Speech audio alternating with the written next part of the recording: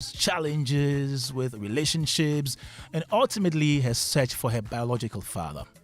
Now, there are many angles to this story, and we are trying to understand the legal and sociological implications of this particular book.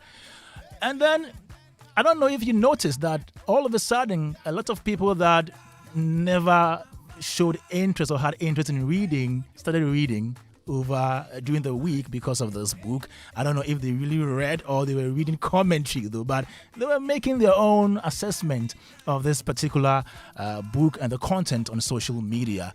This afternoon, we'll also be taking a look at reading, how to encourage reading and writing among Ghanaians. Yeah, and so this afternoon right here, we have in the studio Oswald Okaite. He is the organizing secretary for the Ghana Association of Writers. And then we also have a lawyer and family life counselor, Kweku Iyamwa Pencil, right here in the studio. We'll be joined by Dr. Peace Mamle Tete, who is a senior lecturer at the Department of Sociology at the University of Ghana, Legon. And also online, we'll be having the Assistant Executive Secretary of the Ghana Publishers Association join us on Zoom as well. So it's a packed show, and as usual, I have my Uncle Ken right here seated, and we'll be doing the discussion right about now. You can send your messages right here through to 055 997 055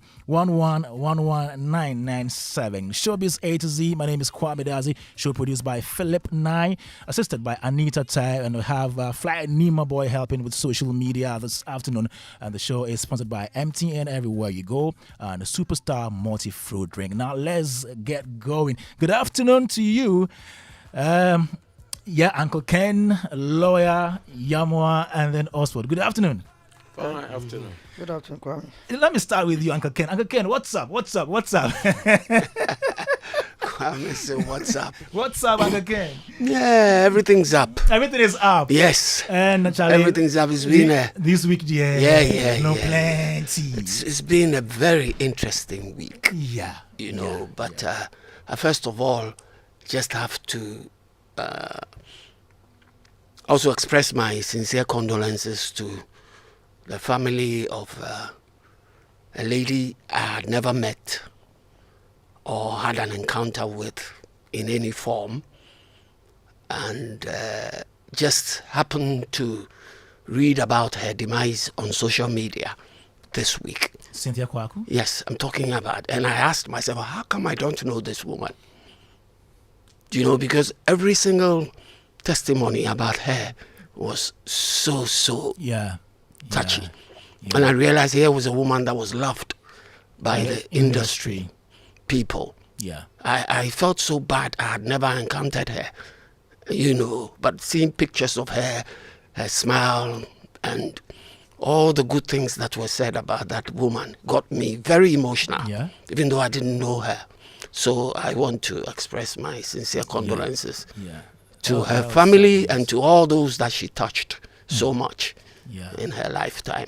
She offered legal services to people like Reginald Stone, Sarkodie, and Edem. A lot of them. Sabini, a lot of them. I asked myself, so how come I've never heard of this woman? But you see, that shows the composure of the woman. Yeah.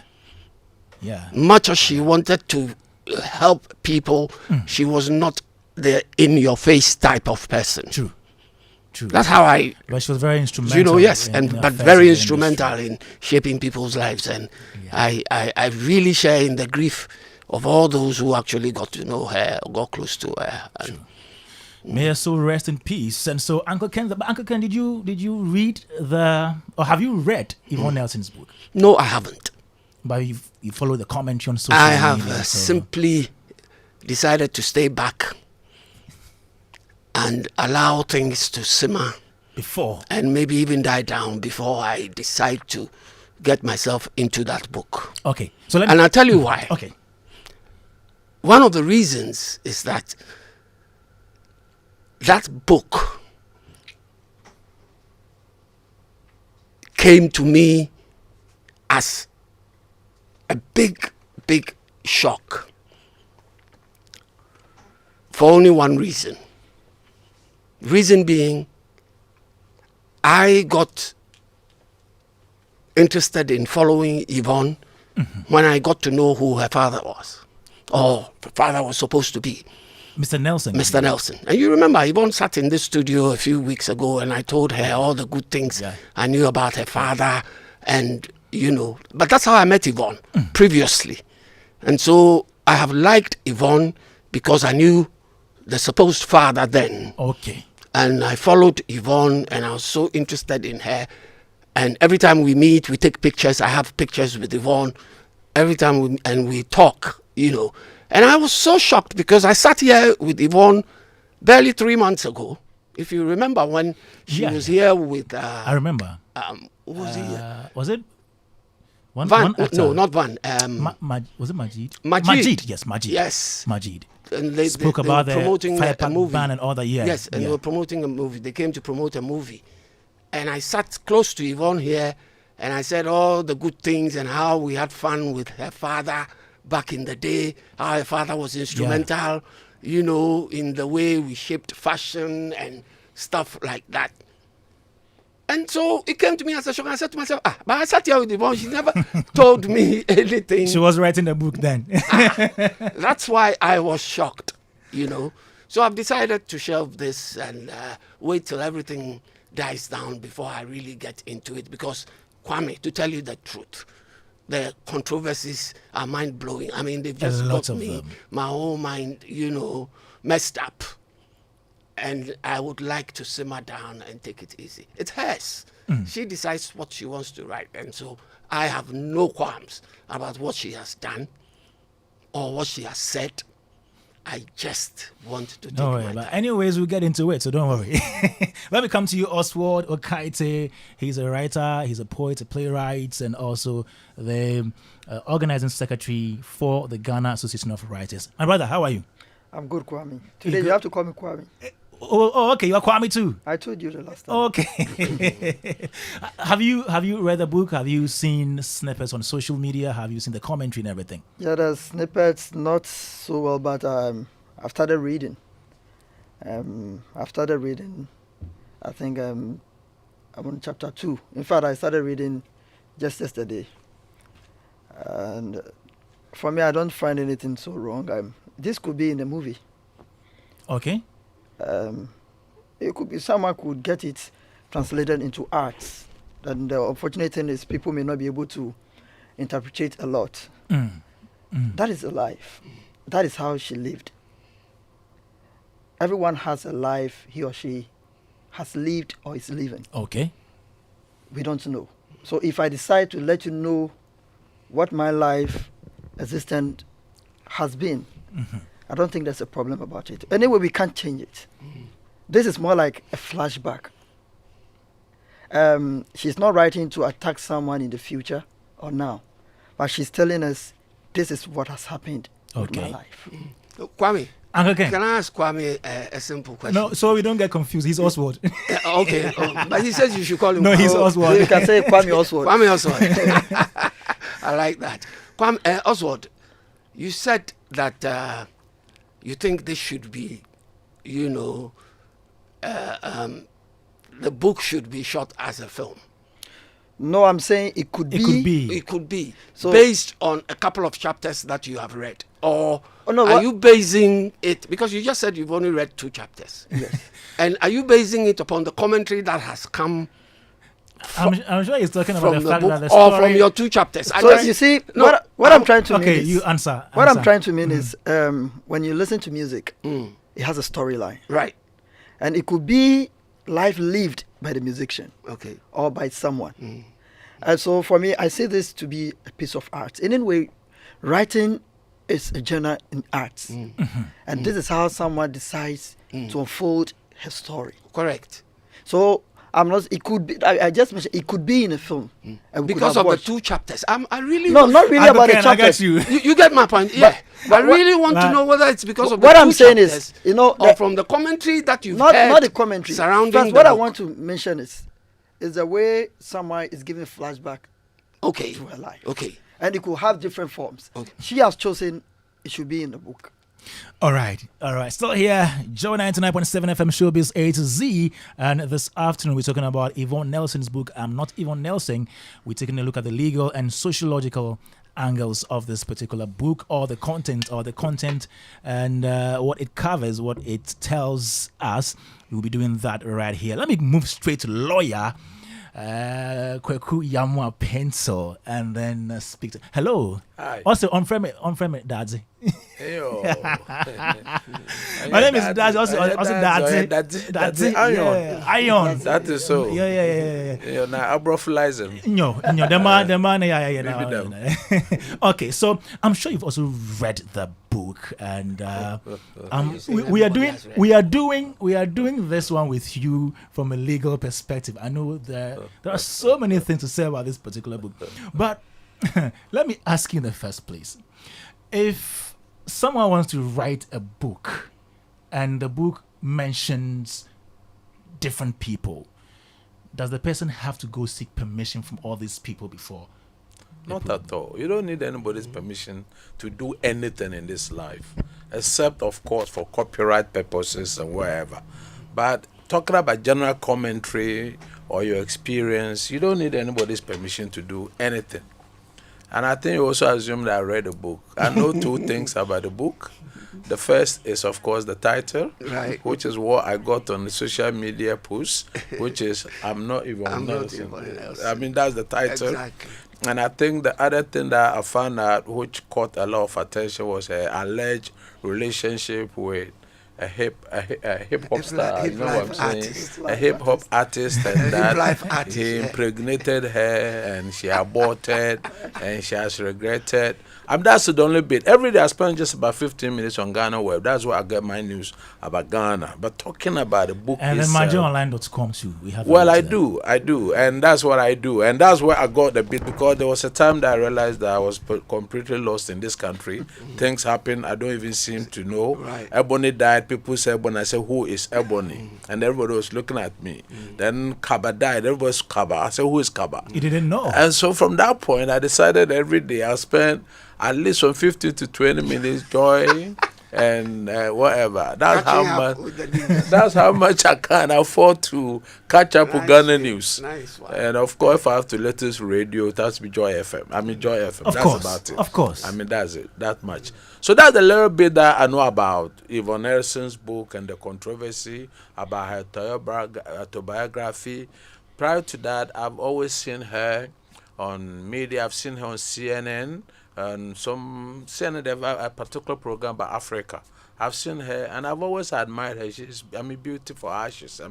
She's quite beautiful. If she doesn't know, I'm telling her. I've always observed her from that distance. She's the kind of woman everybody would like to be associated with. Sure. So that's the little bit I know about her. I may even want to know her in person, not for any other motive, but for the fact that she's God's creation. Okay. And that's about how much I can say for Hey, now. lawyer, From lawyer. a legal perspective, Lawyer. from a legal perspective, Yes. if somebody writes or publishes a book out there, Yes. and then another person thinks that there were certain things written in the book that were maybe bad about them, You're very right. can they take any action? Take them to court? Can they cause the book to be withdrawn from the market, from the stores? Well, it borders on the law of defamation. Defamation is essentially anything, whether published or said, about somebody which tends to lower the reputation of that person in the estimation of what we call the reasonable people in the society.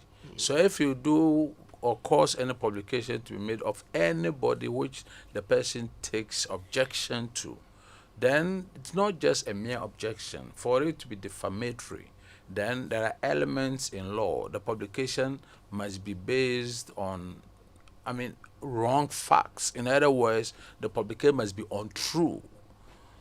It must be untrue, saying something which are not true.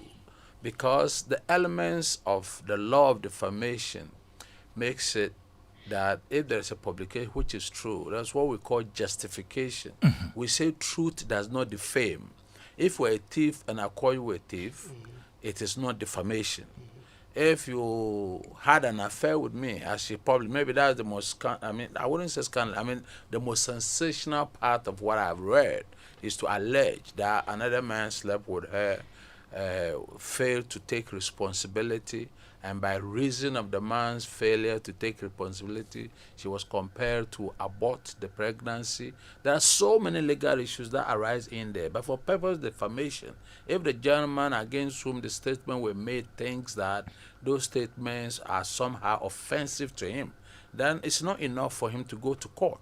For him to be able to go to court, he must be able to say that those statements that she made about her are not based on true facts, and that those untruths have tarnished his image in the minds of the right-thinking people in the society, and so forth and so on. And of course, that damages his reputation to a point where the court ought to award damages to him. These are all elements that he must go to court to prove. I wouldn't know, because I've not read the entire book, I wouldn't know what else that people are offended with or they claim are not. It's not, the law is not about saying good things about people all the time. The law is about what you say which are untrue. And therefore, that is the bottom line. Whatever anybody takes of her book will be the person's opinion, but to be able to maintain an action in court for an order, of course, if as you ask the question whether somebody can cause the book, for instance, to be withdrawn, Yeah. you don't remember, don't forget that our own ex-head of state Rawlings, one professor, I've forgotten his name, published a book about him, or published the book, and there were references to him which he considered offensive. And there was a court action that he brought, and part of it was for the book to be withdrawn.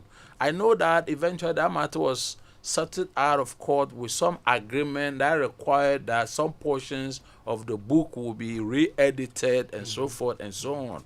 And so that is how these issues can arise. And therefore, if anybody believes that the book contains some untruth, which are unpleasant, which are hurtful of that person and damages the person's reputation, the initial action will be to bring an action before the court of law, and obviously in an action for defamation, as a part of the interim reliefs, he may require or seek an order of court that until the matter was resolved, the book may be withdrawn from the market. But obviously, whether the court, I think even in America, it rolled out. I remember a few books that were published, and I think President Trump, I think it's time a few people published some, even his own secretary, defense, what do you call it? I think it's defense secretary published a book. And so there are all kinds of laws. Okay. I mean, depending on what level. Because some may contain state secrets and so forth. I think that's what rolled out in America. Yeah. That the book contains certain state secrets which ought not to come to the market. But bringing it to the context in which we have brought ourselves, talking about Yvonne Nelson's book, which is more or less a social commentary on her relationship and her upbringing and her lifestyle and so forth. And so anybody who's not happy, and if you can point to a particular portion of the book that you believe is untrue, that's where the course of action begins. Okay, now let's go to the abortion part. Yes. Are there any legal implications in somebody admitting or talking about an abortion she committed some years ago in a book? Well, I think she has admitted to having committed a criminal offense. And whether the state will take up the matter, whether the state will take up the Is it matter. criminal to have an abortion? That is so ignorant. Even if it's There are at a limits- recognized It depends on the hospital? conditions there are under which. limits. There are Sometimes limits. medication. There are Yeah, it depends on limits. the There are limits conditions. within which you can commit an abortion. So she has confessed to a crime, and that's her own confession. But essentially, because we are all not comfortable with abortion, please, within the context that she made a statement, I mean, she's talking about her reaction to a situation. Whether her reaction to a particular situation was reasonable or unreasonable is another matter altogether. In other words, not everybody who will react to that situation in the same way that she did. The fact that somebody failed or somebody did not, because see, I don't even sit here as a lawyer only. I'm also a minister of God and a counselor. And I will tell you in the very first place that what she did was a sin. Because we have crime and we have sin. So if I want to comment, that's the point. Because in the first place, you are admitting to, what do you call it? The sin of fornication. Okay, you were not married, but you were engaged in sex. Okay, and once you have done that, you went to the next level to commit abortion because the man decided it's a natural consequence. Lawyer, Yes. wouldn't we be judging Oh, at this left to point judge. in time? You know, people are Are always we- quoted. Let me tell you what. People are saying, do not judge, so that you will not judge. But the Bible says an open rebuke is better than hidden love. But Kwame, But suppose he is not a Christian. Yes. Oh, she need not be a Christian. From our standpoint, please, you see, let's get the point Suppose very she is clear. not a She Christian. Okay, need so not be a she Christian. so lawyer, let's look at the legal implications. Let's talk about law. Let's talk So about the I've legal told you that implications. she has admitted Yes. to having committed a crime by telling the whole world that she committed abortion. Yeah. And don't forget that, I mean, criminality has got no time limit for its prosecution. In other words, if the state decides that they want to prosecute her for committing an Kwame, abortion, please, this one I beg. Lawyer, please Yes. let me understand Do. why you are saying that taking action with the abortion is criminal. Why is it criminal? because our laws make abortion criminal. All forms of abortion? Not all We forms, haven't- though. we There haven't are come to conditions that under yet. which you we can have, commit. We haven't come to that yet. Yes, but that's my point. So how can we just say she has committed a criminal offense? Because lawyer, she was silent on whether she went through any. So let's give her the benefit of the doubt. Yes. Exactly. Now let's give her the benefit of the doubt. Let's give her the benefit of the doubt. You are asking me the legal implication of the state. Exactly. So there's a possibility. possibility So that let's call perhaps some she the went through the possibility. other side of it. You're very right. The other But thing. you were emphatic, lawyer. Well, That's why I was a bit worried because you Don't be seemed worried. emphatic. There will be good reasons to be worried as you go on.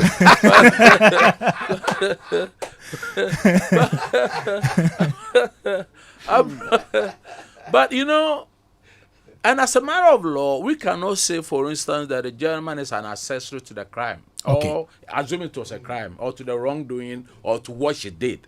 Because, like I said, different people react to different things. I mean, the same thing in different ways. We know a lot of women who never had fathers for their children, and they nonetheless went ahead and have them. But it's a good point in what she had written, which I read, which was that with the benefit of hindsight, if she had opportunity today, she wouldn't have done what she did at the time that she did. So maybe she has some regret, but having regrets is not enough. I mean, I say the road to hell is paved with good intentions. You must have all the good intentions, but still end up doing all the wrong things. So there's some form of sympathy that we can have with her. I'm very sorry that for all the beauty, she's a troubled person. And that, I mean, of course, makes the point that we always make. Shakespeare said it. I mean, you cannot look at somebody's face and be able to tell what is really in that person's mind. And there are a lot of people running around in our cities which have the appearance of living a good life, but they are troubled and require people to sit down with them and re-engineer, bring them back to reality and so forth and so on. But as for the legalities, as we go forward, as the issues come up, I'll respond to them Okay. to the point of substance. Okay, so can any of the people mentioned in the book say that, okay, because of the mention of my name in the book, you've sold a certain number of copies, and that is why you are selling you are selling your It book. can You are be. using. Can't anybody come and say, okay, because you mentioned me, your book is doing well on the market, so give me a share of the proceeds? There's no course of action like that. There's no such course of action. If you decide to publish a book, you see, it's the balancing of so many freedoms. The freedom of speech, the freedom of expression. But in law, we also say that someone's freedom ends where someone's, we say that your freedom ends where somebody, I'm trying to mix it. Yes, where somebody is this. Your freedom ends where someone's nose begins. In other words, you can throw your arms everywhere, every way you want it, but as long as it does not touch somebody's nose. That's how it is. You can publish as long as you don't defame anybody. The question that you pose could only come within context where people have made attributes, in other words, quoted from others' books without their permission and so forth and so on.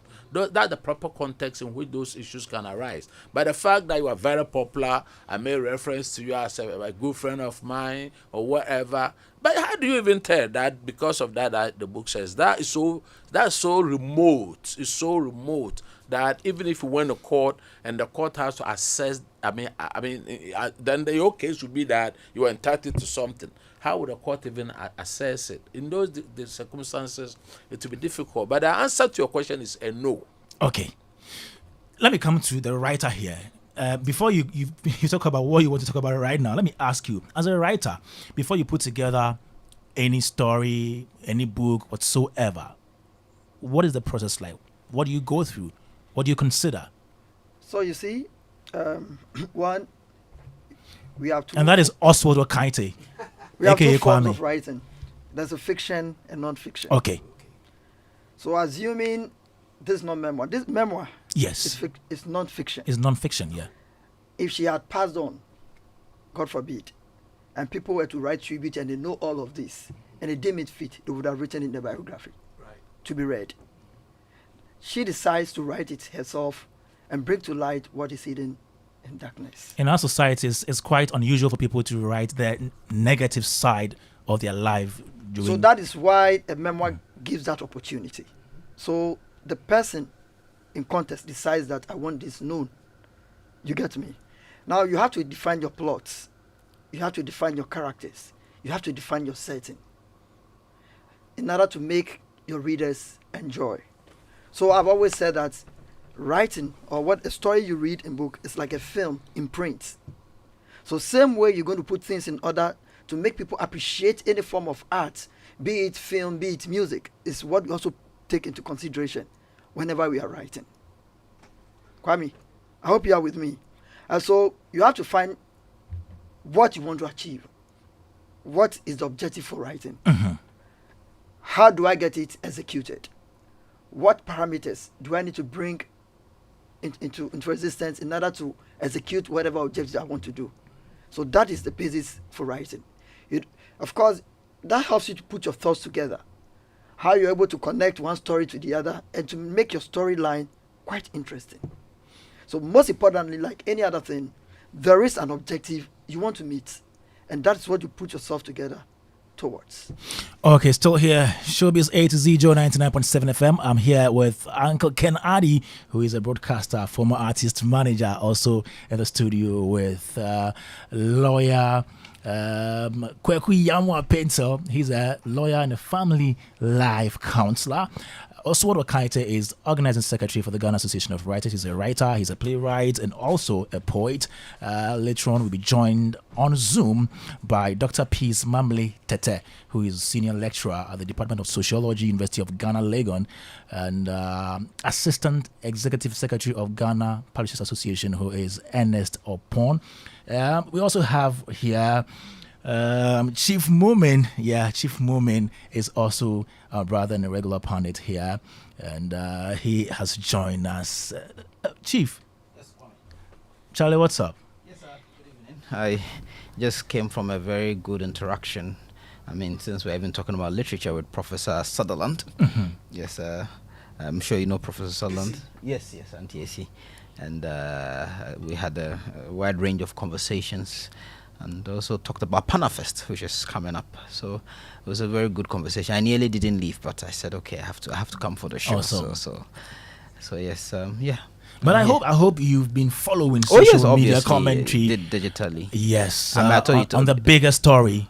Well, is it the week? biggest story? I mean, the publication, yeah, like Uncle Ken myself. I mean, I've not read it, and even if You heard me say that. no, you said you are waiting for things to I'm simmer. only asking if you heard me. Yeah, I mean, I follow. Listening on your I always way. follow. He was Thank listening. God. He Yes. was listening.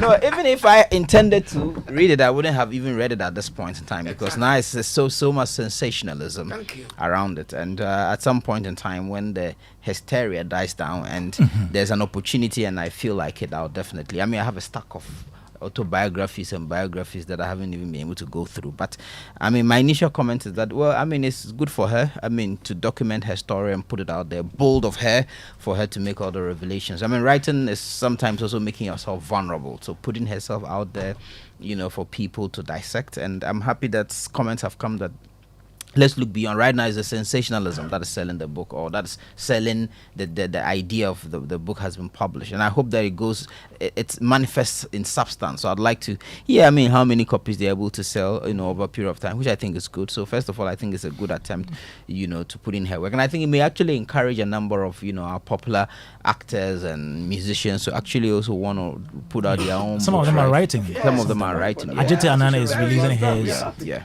But as I said, I just hope that beyond, and I've seen a lot of comments that this is her life story, her journey, her way of dealing with her own grief and issues like that. And we're all broken. I mean, Pastor said a lot of people are out there broken. Well, he's here as a lawyer, but everyone is broken in one way or the other. And you cannot have a perfect human being in any way. And being vulnerable is part of being human. Being broken is part of being human. But the most important thing is how we put ourselves together when we encounter, those challenging moments in our life. And if everyone if everyone writes a book, everyone will have a story to tell, story of joys, of pains, of triumphs, and of defeat. So congratulations to Yvonne for the boldness of putting her work out there and her life out there, if I may say. Okay, let me come back to you, lawyer Kweku Yamwa Pencil. So let's go back to the Sarkodie bit that I asked earlier on. So when I asked whether if Sarkodie thought that there was a misinformation or any wrong information out there in the book, if he could take any legal action against Yvonne Nelson. If there is, what would be the process? Now, I mean, in an action for defamation, like I already said, essentially all you're trying to suggest is that somebody by some statement, this time in writing. And please let me clarify that defamation consists of libel and slander. Slander is spoken words, and libel is when it is in print. Yeah. So in this case, what you're suggesting is that somebody has said something in print that defames you in the sense that it lowers your image in the right thinking member of society. In other words, you are saying that the reputation that you're entitled to, that publication has lowered it. So the burden is for you to demonstrate to what extent, in what way, because a man is not entitled to a reputation that he doesn't have. There are cases that people can win in court on the basis that what even somebody published was untrue. But then the court will still not give you any damages for the reason that your reputation is not worth anything. But you ask me a simple question. So in order to do so, you must bring an action in the court. And like I said, in your statement of claim, you must demonstrate that this person has made, and please, defamation consists of actual words, not paraphrasing.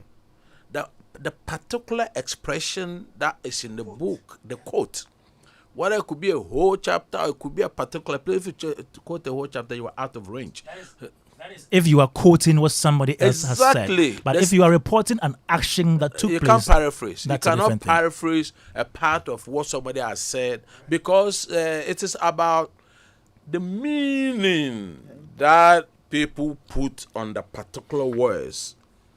The meaning. Because first you must state the quote. You must state the meaning that people make of the quote. Sometimes your own idea of the meaning may be so unnatural that the court will not agree. That people reading this, what meaning did they put on those particular words? And when you have the money, you must also go ahead. In Ghana, defamation is what we call actionable per se. In other words, once you're able to prove that some statement has injured your reputation, then it follows that damages follow as a matter of natural consequence. But your ability to prove the injury or the damage is also very critical, because that will reflect what award of damages that the court can give you. Then listen, it's not enough having said that. The defendant, the person who is sued, has the defenses known to law. The first, not in any particular order, is that of justification. Justification is truth. That what I said is not only true, but true in fact. Two, we've got what we call fair comment. Fair comment is an allegation which is based on truth. That's a comment made on a truth. In other words, the words must exist. I mean, whatever you said, the story, the narration that you made must be true in fact, and make comments upon it. Fair comment. Then we also have got privilege, but privilege doesn't come here. Privilege are context Okay. where people are allowed to make statements in parliament, in reports of committees of inquiries and whatever. Everything that people will say or publish in those things are not liable to be brought into the court for, to seek reliefs. Then the defendant is entitled, once he has made those statements, you then, in order to succeed, I'm talking about the plaintiff, in order to succeed, you must demonstrate that the person was actuated by malice. Was actuated by malice. And malice is a question of fact. You must prove. For instance, if I report a matter which is based on sources, the question then would be, what reasonable steps did I take to verify the accuracy of those statements? So, in other words, you have to demonstrate the person was reckless. The publication that was made, the sources that the person relied upon, he did not check the truth of those matters and put them out there in the public for people to take them as statements of facts when indeed they were untrue. So the person who goes to court has a burden. The burden is even heavier than whoever did the publication. So in the context of this matter, I wouldn't know what Sarkodie would be saying, whether he didn't have the sex with her, or when he had a sex, he didn't think that pregnancy was going to come out of it. And therefore, with due respect, and with that, just making an assumption based on what I've read, I don't honestly believe that Sarkodie can maintain an action for defamation. The only circumstance I can maintain, the fact that it's embarrassed is no business. It's not a court business. Your embarrassment is nobody's embarrassment. Because if you did it, you did it. And if you didn't do it, then you have an action that she has put you out there. And therefore, she's making you appear like some sex monger or obviously, and so forth and so on. But if you did what she said you did, and you dumped her and so forth and so on, I wouldn't know whether the defense would be the dumping aspect, that he didn't dump her or whatever. I wouldn't know what we're saying, but these are not intended to prejudge any matter. That I'm making suppositions based on the facts that I have read on social media. So I don't honestly believe, in my personal view, that given the facts, but like I've said, this is the caveat. If he has reason to believe that anything that she published is untrue, then he can set off. And when he sets off, I've shown you the limitations within which. Maybe I may go further to add that the other defense to an action for defamation is limitation. Under our laws, if it's slander, you must bring a cause of action before the court within 2 years. If it is, in this case, libel, then you must bring it within 3 years. If after the 2 years, after the 3 years, you have not brought the action in court, too bad. The first day after the 3rd anniversary of this publication, you can't go to court. No judge is going to listen to you. So if you have to go to after court, the publication, that is all. When it got your attention, and of course, when you go to court, you are going to demonstrate to the court how that statement lowered your image. What is your image? What is your reputation? Oh wow! You need to prove. Naturally, you must have a reputation that must have been soiled. Maybe you must even demonstrate that you were in the seminary. So you were incapable of even, as part of your ministerial calling, you were incapable of even engaging in the conduct that you are being alleged to have called. Because obviously, with due respect, if someone is in a seminary and it was said of him that he has, come on, it's a big deal. It's a really, really big deal. But unfortunately, in the entertainment world that we have, where all the things that we read on social media, if they had anything to go by, I'm wondering who or which of these stars can really maintain an action for the kind of statements that Yvonne Nelson has made. Indeed, if it's not true, people will believe it. I believe it. I mean, that's the way I look at it. So that's the way it is. But this is the no. What I'm saying is that, listen, don't forget that, we live in societies, and people, that's what we call prejudice, okay? We call it prejudice. Okay. So it may not be right, but I'm saying that the kind of things that we read, you start with a heavy prejudice, and then it means that the burden, the duty of trying to, take yourself out of it, become part of your burden.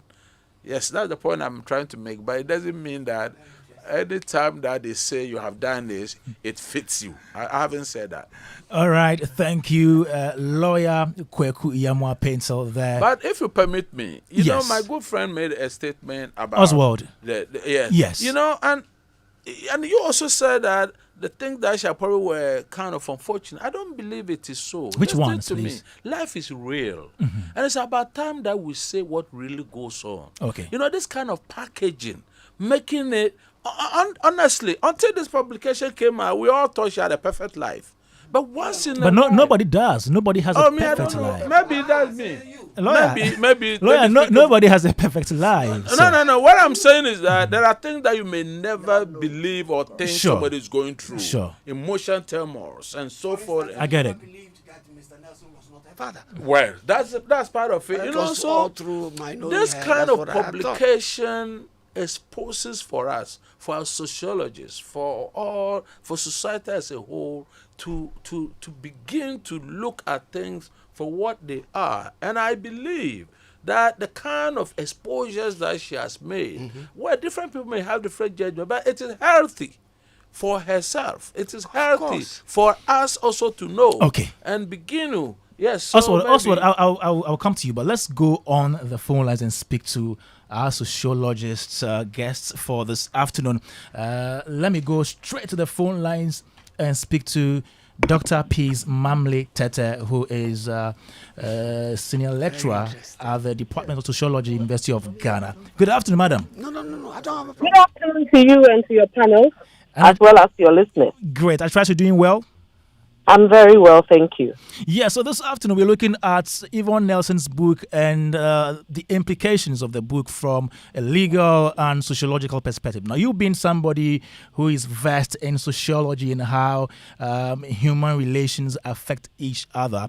Please help us with this particular one. So, how is Yvonne's book going to affect her? Well, thank you for the opportunity to speak about this. I have had a privilege to read the book. The very moment I started, I couldn't put it down. I read it all up in the morning, and I felt there were a lot of questions as I read. There were very high moments where I was as though I was walking on a journey with her and felt happy at some point, and then there were letdowns. I'm like, oh, so really? But I am just not also surprised at all of the reactions that have come since she launched the book, because as a sociologist, I know we live in a society where we don't let especially children ask questions. And when children ask questions, we say, well, I'm a father born, they can be informed. They shouldn't ask questions. Children should be seen and not heard. So we have been in a way socialized to Jaimonka. We think that to create peace, let things be. Don't say, and don't, we have not really been encouraged to ask questions. So when this young lady decides to go on a journey of discovery and to ask questions about her identity as to who am I, who is my father, and she was seeking answers and was not getting answers, I think that after reading the book, my conclusion, and this is my very strong opinion, is that this book is a masterpiece. And I have all the reasons why I say it's a masterpiece. The book points us to unresolved childhood issues. And like the last panelist said, there are so many disturbed adults who have unresolved childhood issues, but are thinking of what will be taught of them if they ask the difficult questions. And so I admire Yvonne's courage for asking the very difficult questions and taking all of the practical measures to discover who her father is. In the book, she says that her motive is not to denigrate anybody. Her motive is to find answers. She's asking very legitimate questions. She's finding answers. And her motive is to also use her story to encourage some young child out there. And that is what I love about the book. That whole thing of self-discovery. We need as a society or as a people to learn this habit of being reflective. I think that there's so much noise out there. We just get caught up in things. We don't take moments to reflect on our life, discover who we are. And to see her do that in this book really pleases me. That kind of deep thinking of who am I and who am I is influencing all of what I have become and what I'm even going to become. So people who have heard comments about what are her motives. In the book, she's talked about what her motives are. And I think that a lot of the people who may be raising all kinds of questions and ridiculing the things she said most likely have not even read the book. And in reading the book, I would say don't read chapters or portions of it. Read the whole book and you get a total picture. And then perhaps you can provide a much more analytical or objective analysis of what she's put out there. I am grateful for the book because I think that with everything she's been through, it has been therapeutic for her. You know, in talking about this, I hope that she found some healing through the process. Somebody said to me, and if it's therapeutic, then she should have gone to see a psychiatrist or a psychologist. This belongs in the space with a psychologist. Yes, it is true, but there are many other Yvonne Nelsons out there who are going through similar situations who just need to hear her story and read her story to be able to make informed decisions and get an idea of where they are going. Those who have said that, oh, this content is not necessary, the content belongs to the trash. Yes, I don't begrudge them for having that position. But, you know, when you come to these things, when you are writing a book, your target audience is not everybody. So what somebody would say is trash is pleasure to another.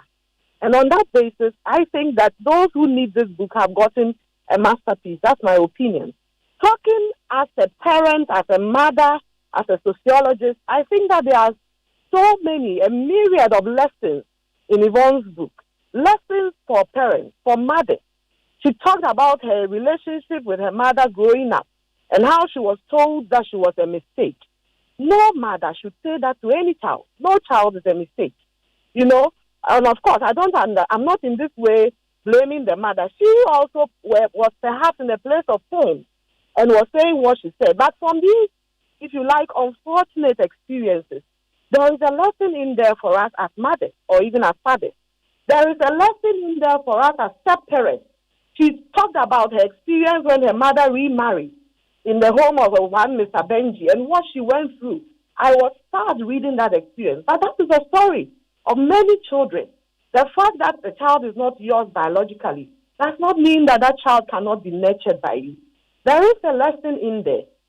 The issue about abortion, well, people can say and pontificate and say all the things, but these were young people, young adolescents who had become sexual or what, were in a sexual relationship. I'm not saying that it was a good thing they did, but in their mistake, other adolescents Doctor, she was in their mistake. Doctor, she was 25, yes. And according to her, Sarkodie was 22 then. So 25, 22, young adults, maybe. Young adults, but their lessons are vital for many other young adults and adolescents. And that is a lesson that's a thing we don't tend to do in this country. We have made sex a taboo subject. And we don't give the right information on reproductive health. Look at how she tried to terminate the abortion through other means, unsafe abortion. The reason why Ghana did not meet the MDG goals on maternal mortality, it was attributed largely to unsafe abortion. And so if women have the knowledge and in their desperate moment even see that as an option at all, then they should know where to go to get that kind of help. So in there, the things that happened should not have happened. But of course, these are humans. They made mistakes. Everybody has a past. And I think that instead of thinking of people's reputation and all of that, I want to put on a lens that looks at the lesson in there. I want to look at the labeling. And I'm a childhood scholar, so I'm very concerned about children. How we label children, or your street child, those things, you will kill the spirit of children. And when they start becoming rebellious, we don't understand. So we all need to work on ourselves when it comes to these things. Another critical point I want to make, in the portion of the book, she talks about the fact that we live in a man's world. She talks about patriarchy and it's a man's world. And she gave several examples of how it's as though a woman must be prepared and checked out physically and spiritually for marriage. Demons need to be cast out of her and prepare her for marriage. What about the man? How are we socializing our male children to be ready for marriage? Should our lens only be on girls? What about the boys? There are those who are making noise as to, the men she's been with, and maybe all kinds of comments. But she's been with men. Where is the responsibility up with the men, even if these narratives are true? I think that she's a courageous girl. I just love the fact that she said it as it is. She did not mince any words. As a mother, I would not hold brief for her mother, and I do not judge her mother. She definitely perhaps has her reasons for maybe not telling her what she wants to find out. And maybe it's in her interest that her mother has decided to remain silent into her grave or whatever. I just want to believe that there is something she's doing to protect her child. And I don't know what that is. But then another issue this raises is when you talk about many of us young women who have become relatively independent and assertive and thinking of, oh, we don't even want to get married, but we want to have children. The conversations around donor sperm. It has a lot of legal and ethical issues and sociological issues. We need to have these conversations and understand these things. Because it is your right. You want to go have a child. What you must know is that actions have consequences. So you get a baby through a donor sperm. One day that baby will start asking questions about who my father is, her own identity or his identity. So the issues I see in this book are many. In this book, again, I see sibling relationships. Look at her relationship with her step-sibling, as though she did not exist, as though she was a problem child. Children are different from the same womb, but different traits and characters and personalities. And these are the conversations I hope we would be having instead of the sensationalism and the other things that people are. And often it's just because somebody's comment. But really, if you take an objective look at this book, like I said from the beginning, it is a masterpiece. And if I have the opportunity to advise Yvonne, I applaud her. I doff my hat off to her for being this courageous to do this. But I would say that at this point, given all the effort and the steps she's taking, I would say that she should just let it rest at this point. In her last chapter, she made a comment. She talked about her courage to apologize to the people and the families that she even thought were her relations. That turned out not to be so. Her appeal to her father, if he's out there anywhere and just wants to meet her, I would say the man is alive and is out there anywhere, wants to meet her, and that dream happens, hallelujah, I'll be happy for her. But if that does not happen, I think that at this point, she should rest, priding herself in the fact that she told her story, and people can learn from her story. And I'm saying to let it rest at this point, and then rather find her identity in Christ. Because in the book, she talked about the fact that she is religious. She does not wear her religion on her sleeve. She prays, she fasts. So I want to believe that she still has that faith. And if she's Christian, as she said in the book, then she should look in the mirror and ask herself, who am I? I'm not Yvonne Nelson. Who am I? And say to herself that I am a child of God. God intended for Yvonne to be born. Because even when her mother attempted to abort her at 6 months and decided, the doctor said, I won't do it, it means that God intended for her to be here. Mm-hmm. And that is where her comfort should come from. Okay. Find her identity in Christ and let this rest. But I want to encourage her to inoculate herself against all of the ridicule and the targets and the talk and everything. Whatever you do, there are some people who never like you. I don't know Yvonne personally. I've only seen her on the screen. But I really admire her courage. I admire her style, the simplicity of it, the truthfulness of it. As far as I am concerned, her book is a masterpiece. It is a must-read. And I would encourage people to read this with a very open mind and be objective. The book teaches us to be empathetic. We are in a society where we are so quick to judge. It's important for us to walk a mile in people's shoes. The lawyer said, oh, she's beautiful, but she had issues. Many of us have issues. And if only we would put ourselves in other people's shoes and show a little bit of empathy instead of being quick to judge. And like it or not, unfortunately, we are also a very hypocritical society. The things that the West and other countries would celebrate, we are quick to judge. And I think that if this had come from some other quarters, we would have celebrated the person. But this is Yvonne. We know her too well. We have judged her already. So what is she telling us that is not whatever? But I think that besides the book, if it's possible, she's in the film industry. This book, perhaps it is turned into a film. There are those who don't like to read, but who would watch a film, and so that the lessons are not lost on us. These are my many thoughts on the book, and I think that she's done an excellent job writing it. That's fantastic. But let me ask you, do you think this book can help reconcile Yvonne and her mother? Reconciliation is a decision, it's a choice that you make. Forgiveness is a choice. She has a lot to forgive her mother for. Her mother has a lot to forgive her for. I don't think that this issue should separate them. The love of a mother is never lost. I know, and this is me talking as a mother. So I think that in this situation, of course, in our cultural setting, they will say the younger person should go to the older person. She should reach out to her mother because I believe there is nobody who can love her better than her mother. And all of these questions she's asking that she's not finding answers to. For all you know, her mother is doing it out of love for her. So she shouldn't listen to the naysayers and people who say you are disgracing your mother. I don't see any disgrace in this. The mother knows why she's doing or did what she did. And she just can't tell us. You know, there are lots of things that people want to cover up. But those who are bold to talk about it must be celebrated. I don't think that this should separate her from her mom. In fact, this should rather put them together. They must make that decision to forgive each other and love each other because they only have each other after all. Okay, you spoke about the negative impact of this book on Yvonne Nelson. Can the book also compound her problem? That's why I'm saying that she needs to inoculate herself. I don't think that this book would compound her problem. It depends on what she decides to do. But I think that this book perhaps has been therapeutic for her. It has helped her in the healing process. And that is why I'm saying that at this point, she should just look at it as, like she said, she's using it to help somebody out there.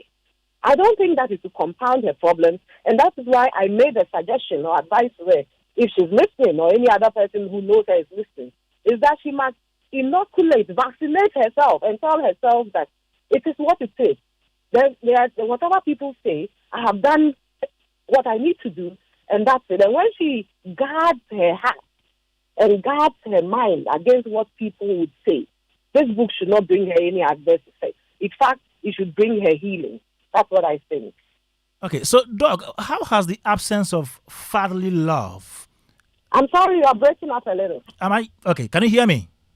Yes, it's better now. Okay, so in the book, she mentions that she didn't have love from Mr. Nelson. And so the reason she's looking or searching for her real father is to have fatherly love. Do you think the absence of this has affected Yvonne Nelson in a way? All these things are real.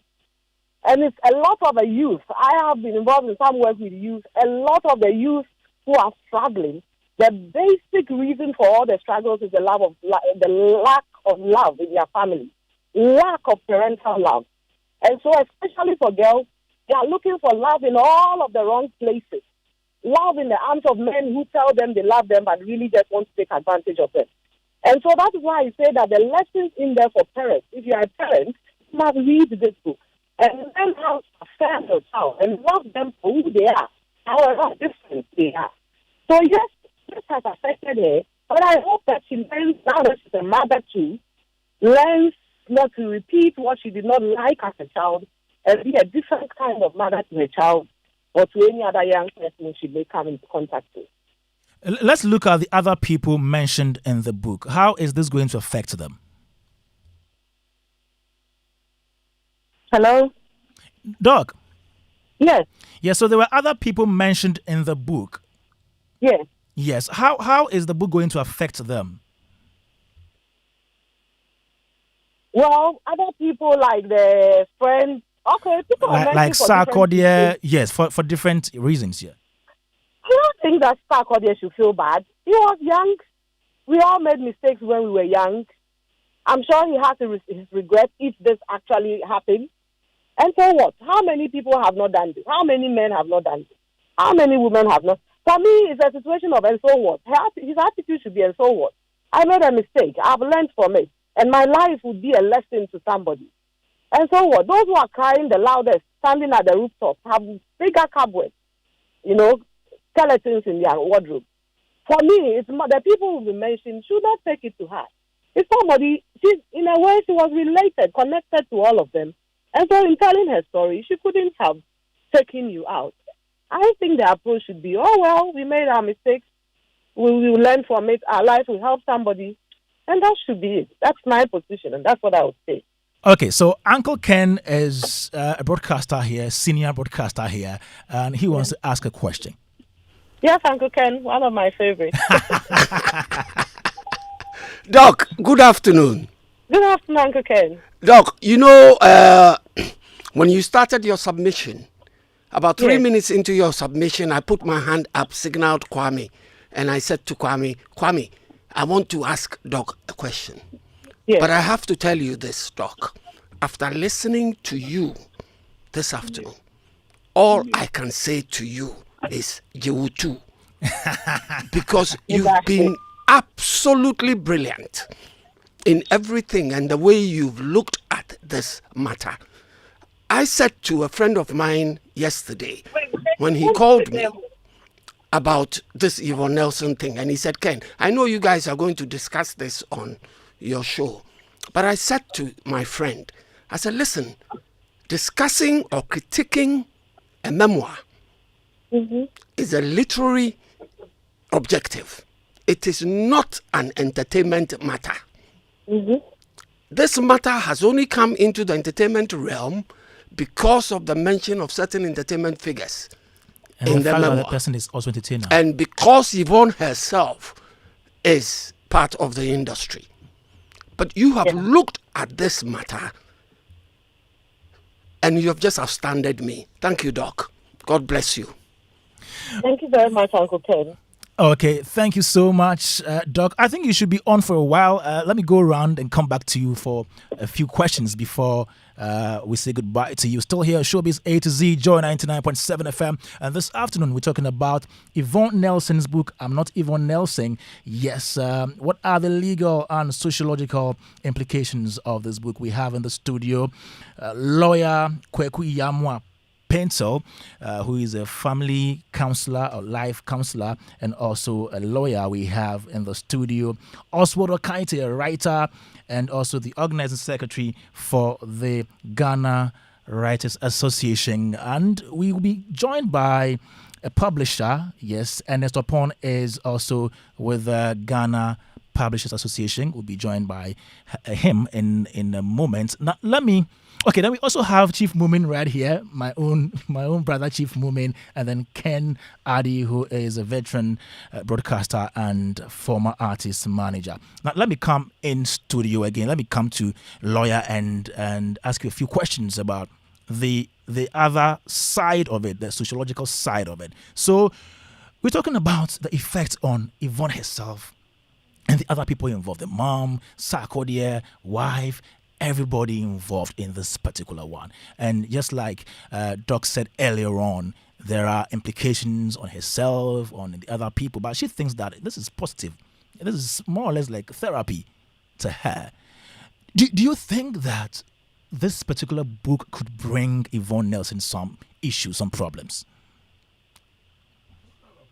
Talk about legal problems. I believe that I've gone over and over. But the real point I'm Yes. making is that, I mean, she has let her thoughts out there. It's for anybody who believes that anything that she has said in that book defames that person to come out and state the point at which he considers or she considers himself defamed. So far, it's just talk. I think it's more about embarrassment. It's not necessarily about anything wrong that she has said.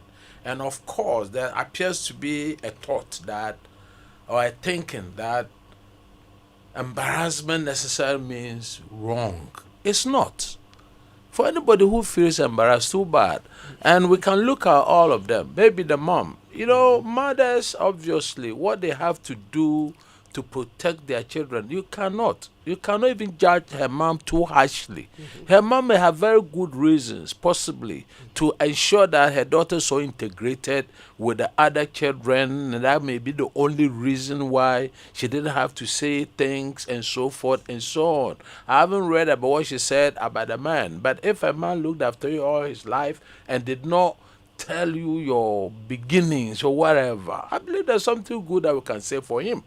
Because some people would tell you to the face that maybe they are not even their child at all, and so forth and so on. If she had friends with whom she related, did all manner of things, and today she has said it. Maybe now we all have to look at what we do, even in our private moments and so forth and so on, and to know that one day these things will come out and people want to know. So I think what the book provides, in my view, is food for thought. I mean, for reflection, for all of us to look at all of these things put together. What are the lessons that we draw going forward?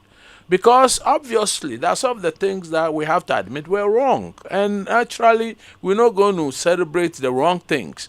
But then we have to identify all the book as a whole, the context in which everything has been said. And obviously, I would look at any young person who's now reading these books. There are some lessons, different lessons to be drawn. It is like the story of the elephant that 7 blind men went to. I mean, somebody heard it by the tail, somebody heard it by the ear, somebody heard it by the whatever, different places, and each person, described his or her his experience by reference to the portion or the part of the body that he was holding. So at the end of the day, different lessons should be drawn from this book. But it set the stage for everybody to look at relationships and how we must conduct it, knowing that one day this may come out one way or the other. So that's the way I want to look at it. But I don't honestly believe that there's going to be any cause of action. So you don't think it will have any negative impact on her brand or on her? Oh, please, to be very honest with not you, legally, maybe psychologically, sociologically. I believe that this offers an opportunity for people to relate to her and know that she's for real. I mean, that's better than a lot of people who have a lot of things hidden in their cupboards and so forth and so on. I think it's a positive thing for me on the whole that people can own up. Let me tell you what, it's not everybody who's able to own to the past. It's not everybody who can tell the truth about the past. It's not everybody, and it's a pretense going on. Those people are more dangerous than what we have seen in this lady. And therefore, I believe that she must be commended for the boldness and the confidence and the ability that she has managed to put these things out there. Some people may not be too comfortable because they did not expect certain dealings that she had with them to become public. But you don't commit a wrong by letting the world know what really went on between you and somebody, however unpleasant that it may be, especially if what she has put out there contains the truth.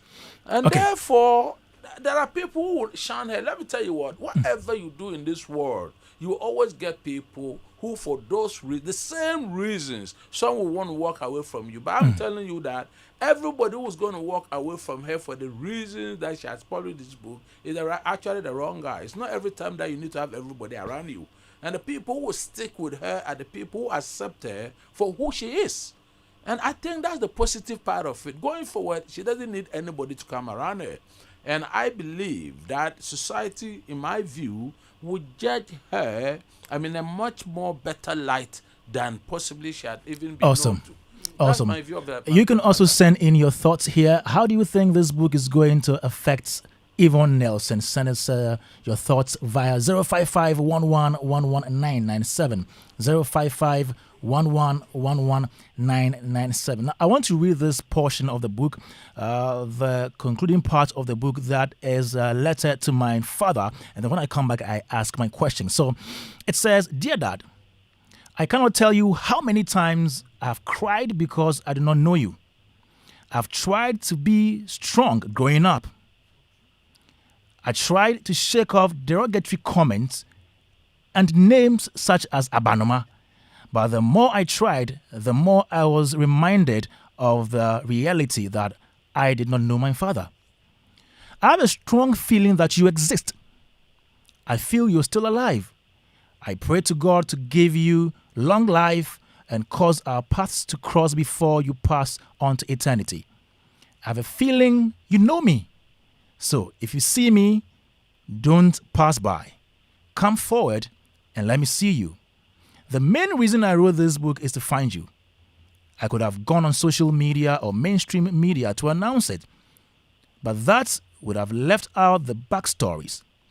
No social media post or mainstream media interview could have captured my journey and struggle from the day the teacher called Eugene on me to his desk to ask if our father was the same man. The innocent instigation has helped me to establish what was not. I now want to know what is, who my father is. I've carried a false identity. I now know I am not Yvonne Nelson. What I don't know is the surname that I was supposed to carry. Perhaps if I had known you, it wouldn't have been a big deal. I would never have understood anyone who goes through depression in search of a father, even at a time she is self-reliant and is able to take care of others.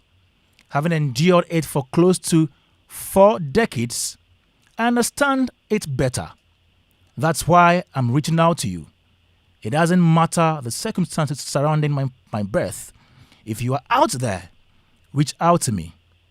When King Ayesoba burst onto the Ghanaian music scene with "I Want to See You, My Father," many found it amusing. But I find myself having to repeat those same words. I want to see you, Daddy. I want to hear from you. I want to know more about myself. Scientists say the male chromosomes determine the sex of the child. I don't regret the woman that I've become, and I'll be happy to see the man who contributed in some way to who I am today. I don't care about who you are or the circumstances under which you had me. If you have a family somewhere and do not want your peace to be interrupted, spare me a thought for a woman who feels incomplete until she sees you. I'm not looking for you to share whatever you may have made and bequeathed to your children in that family. By the grace of God, I have enough to satisfy me, my daughter, and those God has put under my care. If because of your status or present circumstances, seeing you should be a secret that only the two of us would share, I'm prepared to grant you that anonymity. I can't wait to hug you and ask you about all the gaps in my life. I need to fill those gaps. I need closure, and you are crucial to bringing me the much needed closure. Kindly reach out if you read this letter and know you could possibly be the one I'm writing to. Yours sincerely, Yvonne. This is the last part of the book, and so comes to my question. Doc, are you on the line? Hello, Doc? I'm here. Yes, so the book basically is Yvonne Nelson's quest to know her real father. Do you think this is going to help her find her father? Hopefully. We can only remain hopeful.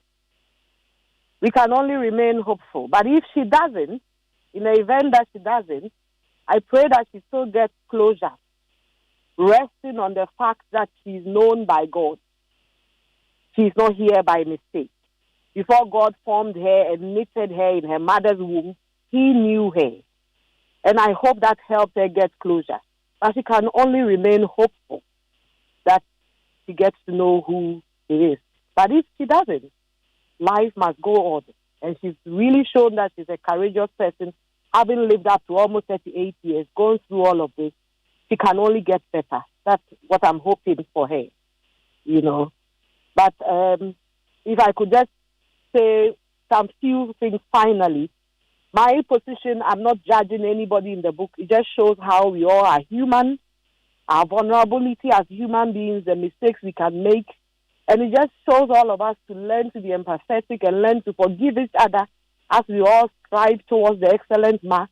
None of us has attained it yet. We are only striving towards the goal. So let's learn to be more empathetic, more forgiving of others. But I really want to celebrate Yvonne.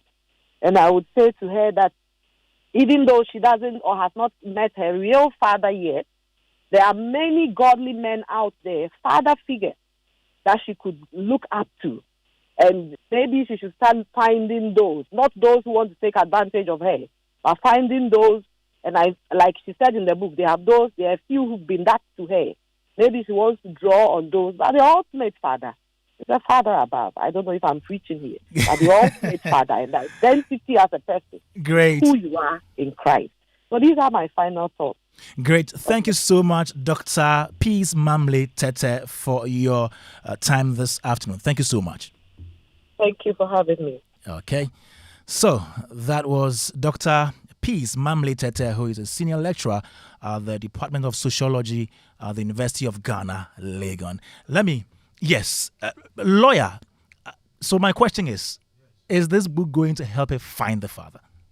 I don't really believe that should be the question. The real question must be whether everything that she has put in there, including the sentiments that she has expressed, is what will bring her healing. It's not a physical final or the father in the flesh that's going to do anything to her. Okay. Because I found a lot of people who have been in this situation. And it's more about curiosity. I'm sorry if somebody thinks I am underrating the issue. It's more about curiosity. We are all curious human beings. We all want to find out something, and we'll keep on searching in a delicate matter as a father. But let her hear me that it's not the finding of the father that's going to bring her healing. Because everything that we do is about relationship. I'm telling you that people go to know their fathers very late stage. They have not developed any relationship with them, and they cannot relate because they cannot. It's as simple as that. And therefore, what will give her healing is all the lessons that she has drawn. Like the lecturer said, God brought her into this world for a reason, for a purpose. There are things that may be horrible about her real father that she may not even want to be happy with. What about if her mother was raped? I'm not saying she was. What about if the mother does not even know the one who impregnated her? What about, these are the serious questions that we must be asking. And therefore, we must not assume that everybody who was born into this world was born in circumstances that makes it possible even for the mother to know. So the real issue is not whether finding the physical father. That's not it. The father may have been dead. The father may be alive. And so what? I'm sorry, I'm not belittling her issue, not underestimating this thing. But she must find solace in where she finds herself now. Great. And relate to her circumstance the best way that she can. I mean, come on, somebody's father, now let's call him so. For whatever, fancy, what's it? Onyenyefo kwa wanenkaida. Onyenyefo. In other words, I mean, there's something that somebody did for you. Your mom did what the mothers, the pains that they carry. I mean, you don't know. Don't push her to do what she doesn't want to do herself.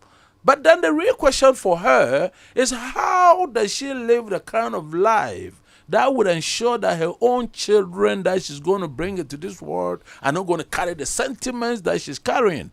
Half of the time we're growing up, that's it. I was so angry with my father, everything. I never liked my father, whatever. Until one day I asked myself, what is it that I'm going to do to ensure that this hatred I have for my father, my child is not going to have it for me? That's the real question. That's the crucial issue. And you are still alive. You are still in your prime. There's a lot of things that you can do. And she must sit down to do that work. And that's the way it has to be. The world is too rough. And I'm sorry, a lot of things that we all go through to be where we are. I mean, if we were to tell it, you'd be amazed. Some people have fathers, it means nothing. Some didn't have fathers, they've made it the best way they have. I have a situation, I can relate to specific situations of a mate that we had. He had a man that looked after him up to sixth form, and he didn't know his free father. This man looked after, he never even did the slightest thing for you to know. Then the very moment he got to the man was not his father, he became his enemy. And unfortunately, the real father also not accept him. Wow. And you know, when you keep this kind of life, then what's going to happen is that you're never going to find solution to your real situation. Your real situation, she has grown up to this stage. She hasn't got a father. But by the grace of God, I mean, come on, there's nothing else, like she herself has acknowledged in the closing chapter. There's nothing else God hasn't done for you. And you see, when you do that kind of thing, I'm sorry, that time that we find ourselves, it's like we don't even appreciate what God has done for us. Because in spite of all of that, God has brought you to where you are. And you are not, any the less better for where you are, what you are doing. So please, my advice to her, in order to bring healing to herself, she must accept her circumstances for what she is. There's a lot of potential that she has. There's a lot of things that she can do. She can marry. She can have a child. She can bring all the love that she did not have to that child in a happy marriage. And that is the way I think her focus must be now. And I mean every word of what I've said. Everywhere. Okay. You All want right. her to be happy. But happiness will not be found in the mere fact that you identify this man and it becomes your father. What's he going to do for you? His mere presence? Yes. Good points made, lawyer Yamwa. Let me come to you, Oswald. You've listened to lawyer, you listened to Doc Mamle. So, Your take. As a matter of fact, as the Ghana Secretary of Ghana Association of Writers, as a literary activist, first, I think we want to commend Yvonne Nelson for once creating a long moment where books have come into focus. The major headlines, everyone is talking about book. People who ordinarily would not want to read are making that conscious effort to get a book to read, whether online, whether soft copy or hard copy. So for us, we are happy. Just for people to understand that, yes, it is important to write. So from Ghana Association of Writers, just for the fact that she has been able to take that bold step, using her personality to make book become topical for discussion, we commend her.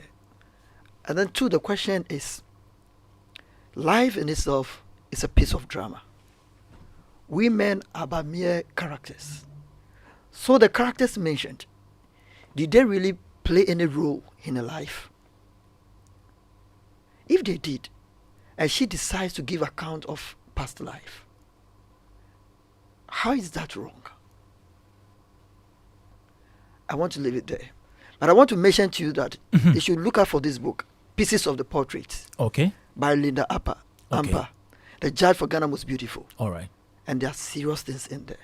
Is it just because names mentioned there are not the ones we know that we are not talking about? No, but these are different scenarios and circumstances because, Yvonne Nelson, the figure is one, okay? She did a whole book launch with media, people from different parts of this industry coming. And even the storyline and the people mentioned. But what I want you, I don't want us to compare her book what I to want to anybody's mention book. is, just forget about almost all of that. That is a book. Yes. That's an account of someone's life. As at the time the very things happened, she had not come to stardom. She's just giving account of the life. Likewise, any other person doing it.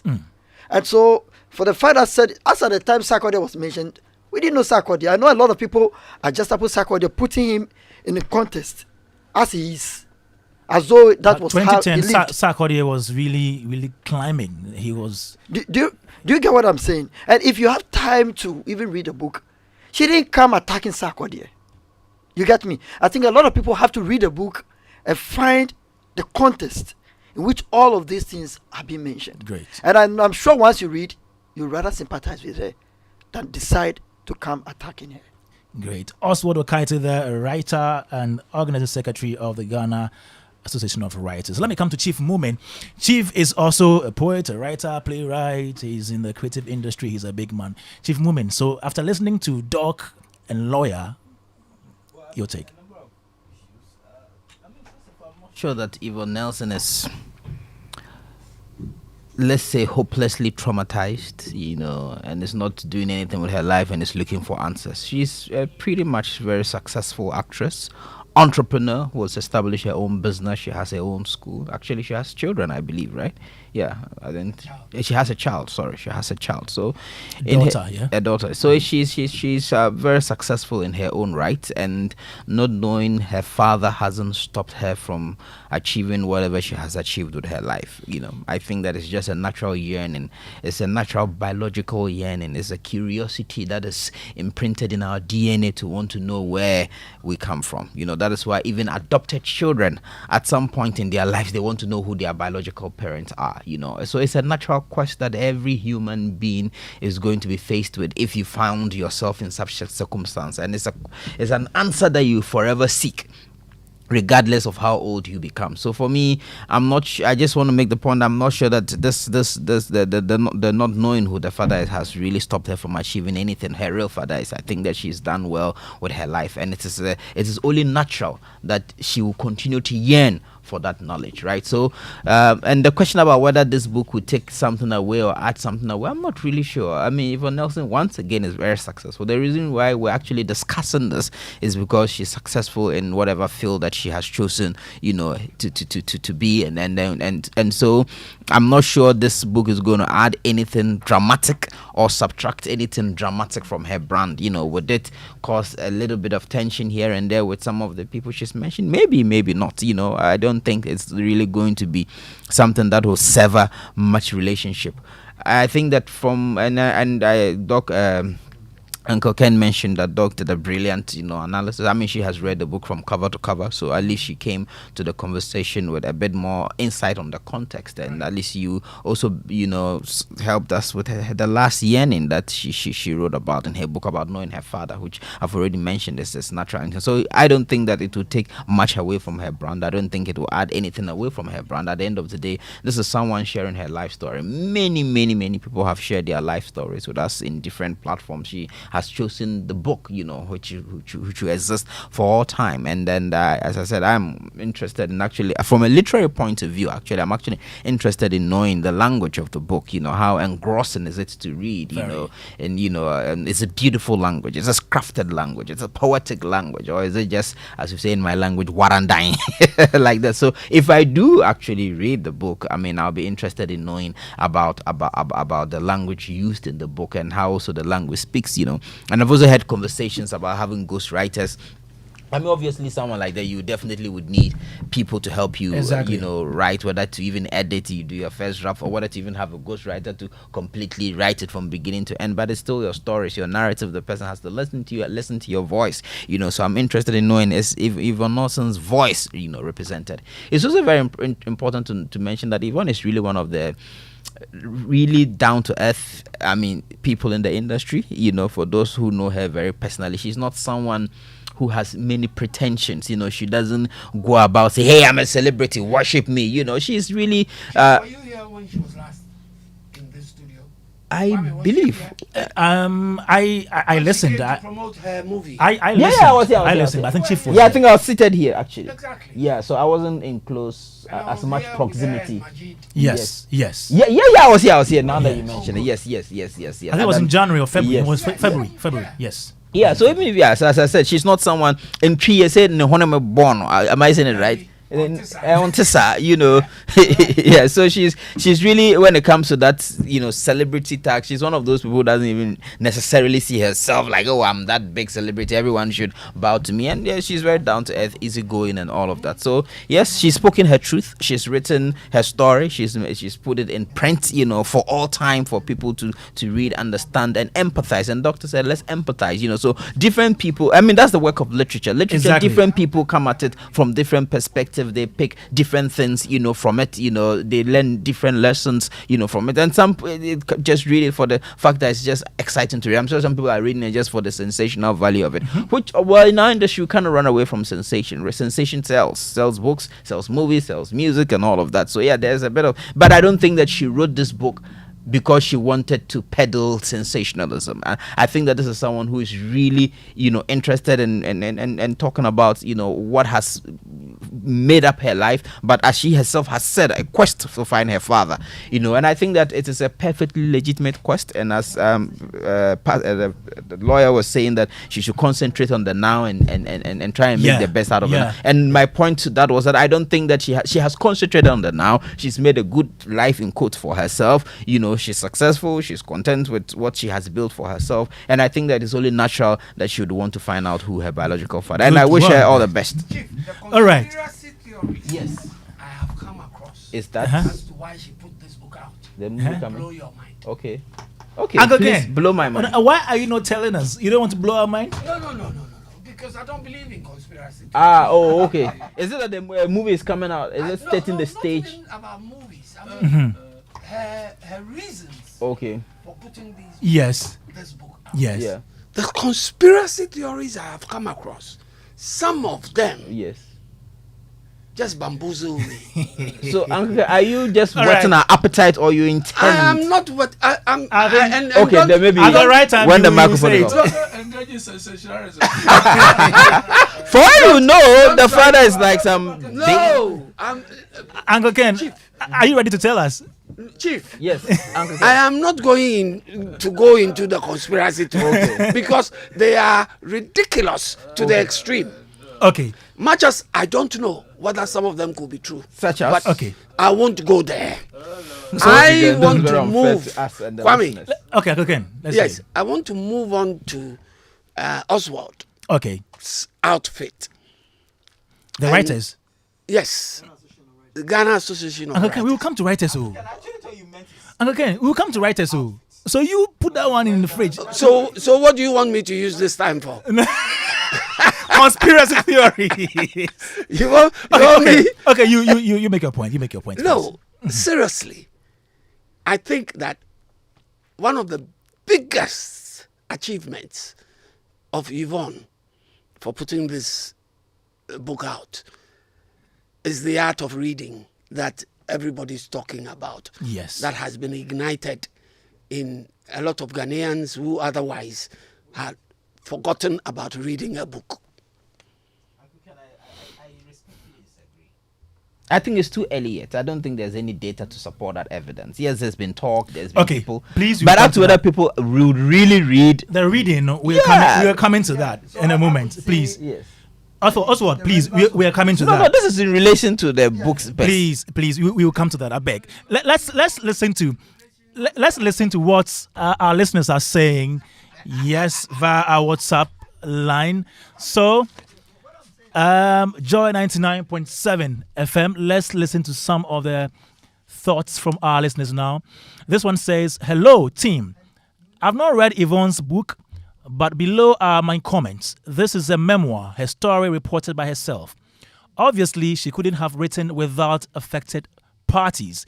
The facts may not be entirely accurate for obvious reasons. The concept of Ghanaian celebrities writing should be encouraged. Society should embrace storytelling without being judgmental, balancing privacy and truthfulness on the pivots of reasonability requires maturity and discernment." Kofi Boachi.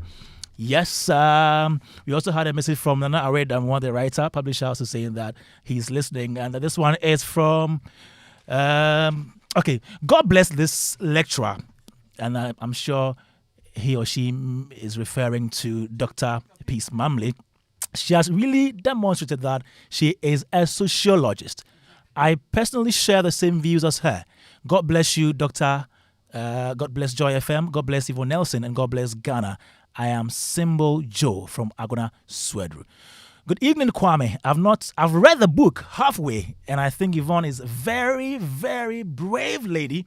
Tell her I love her and God bless her. Oye in Afinya. Oye, thanks for your message.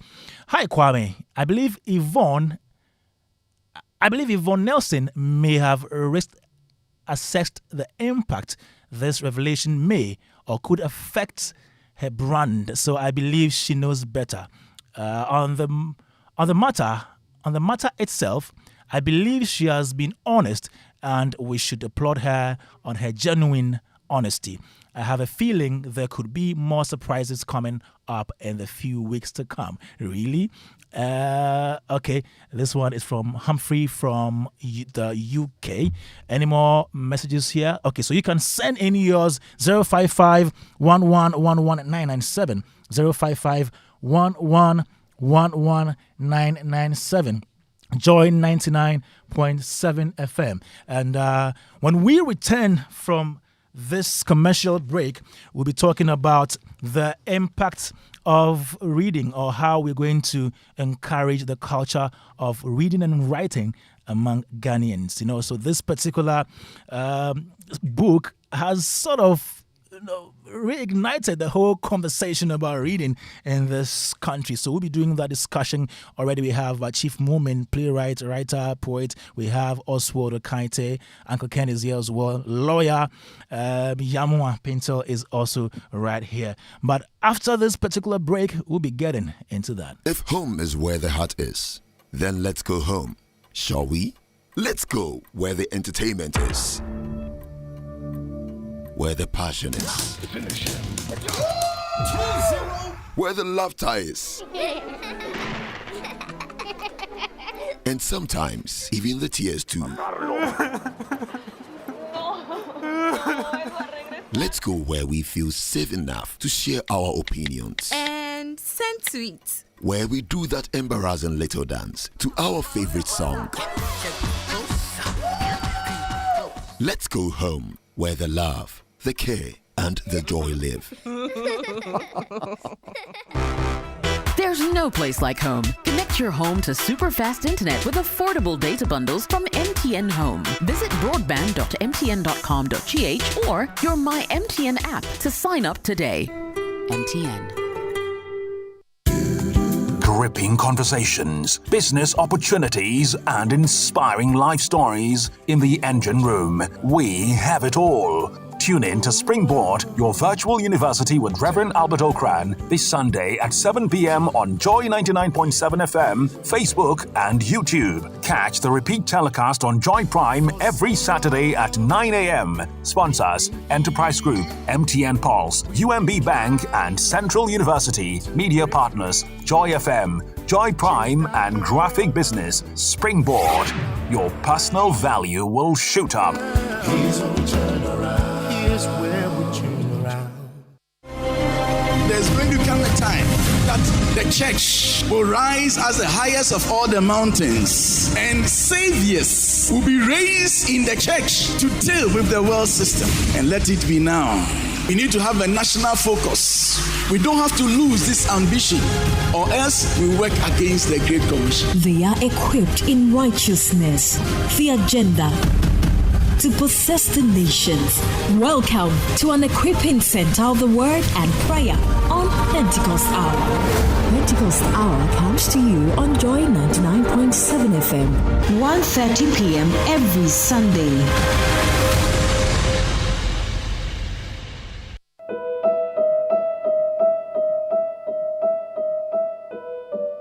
If there's music in heaven, it's probably classical music. Bach to express God's love. Beethoven to express God's power. Mozart to express God's laughter. For a taste of heaven on earth, join Jeffrey this and every Wednesday from 10 p.m. till midnight for the very best of classical music by the legendary composers, right here on Joy 99.7 FM.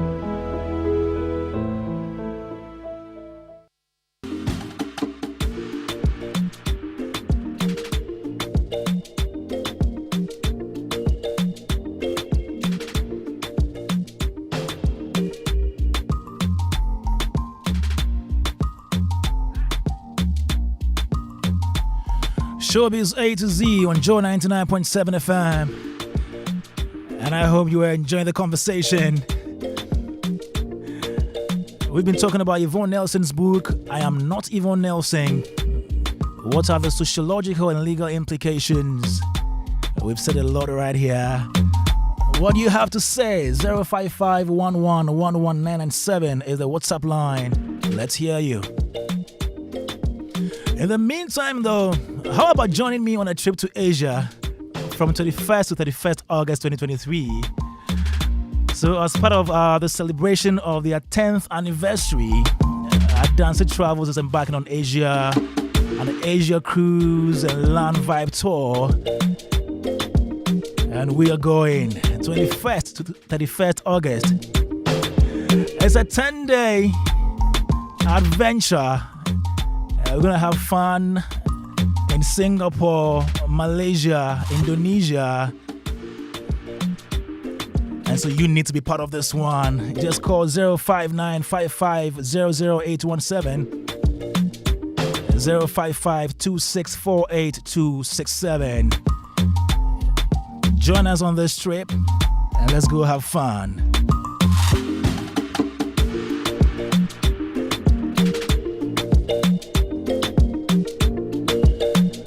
Now finally, Cues and Lyrics is getting to the finale. It's a real deal. Yes, Cues and Lyrics is a music competition show that aims at unearthing musical potential. And for the past weeks, we've been actually having great talent display their musical prowess. Now, don't miss out on the experience every Sunday. Tomorrow, 8:30 p.m., only on Joy Prime. Cues and Lyrics is produced by Joy Prime, powered by Hits FM. Cues and Lyrics, bring on the music. Joy Prime, the ultimate experience.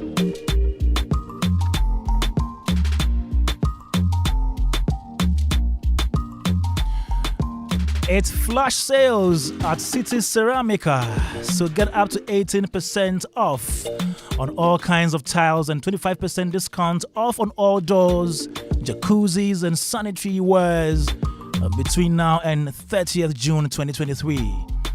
Locate City Ceramica on the Spintex Road, 200 meters from the Flower Pot Runabout and opposite Furniture City. You can reach them on 020-2525-855 or 050-984-7123. City Ceramica, find it, love it, buy it. City Ceramica, your home of quality sanitary wares.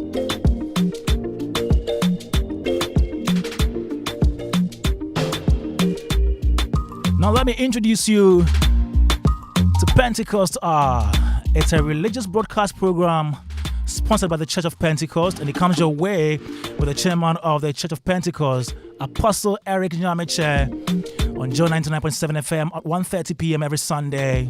So every Sunday at 1:30 p.m., Apostle Nyameche will bring you life transforming truth that nourishes the soul, ignites passion, and restores hope in the nations. The Church of Pentecost, we are possessing the nation for the Lord.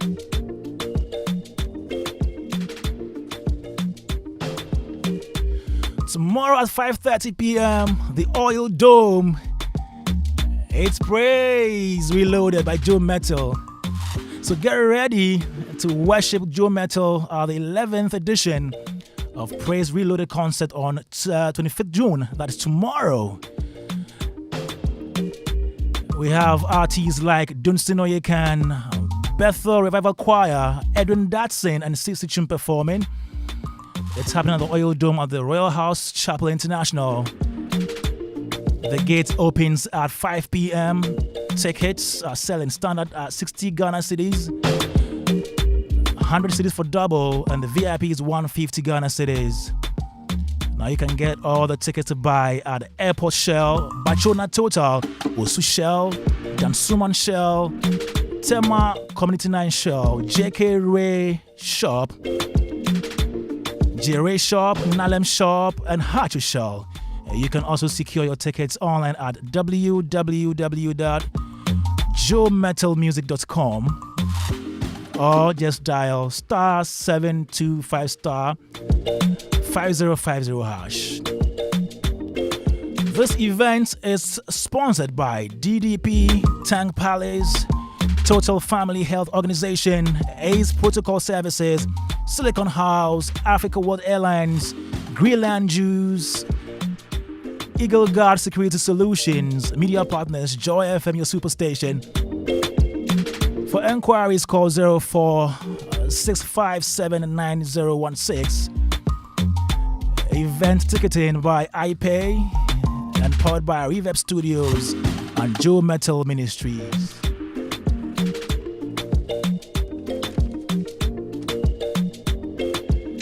Now, have you wondered how to subscribe to a particular MTN service and how to view, add, or cancel your mobile subscription all from one place? Just dial *175# to access and manage all your subscriptions everywhere you go.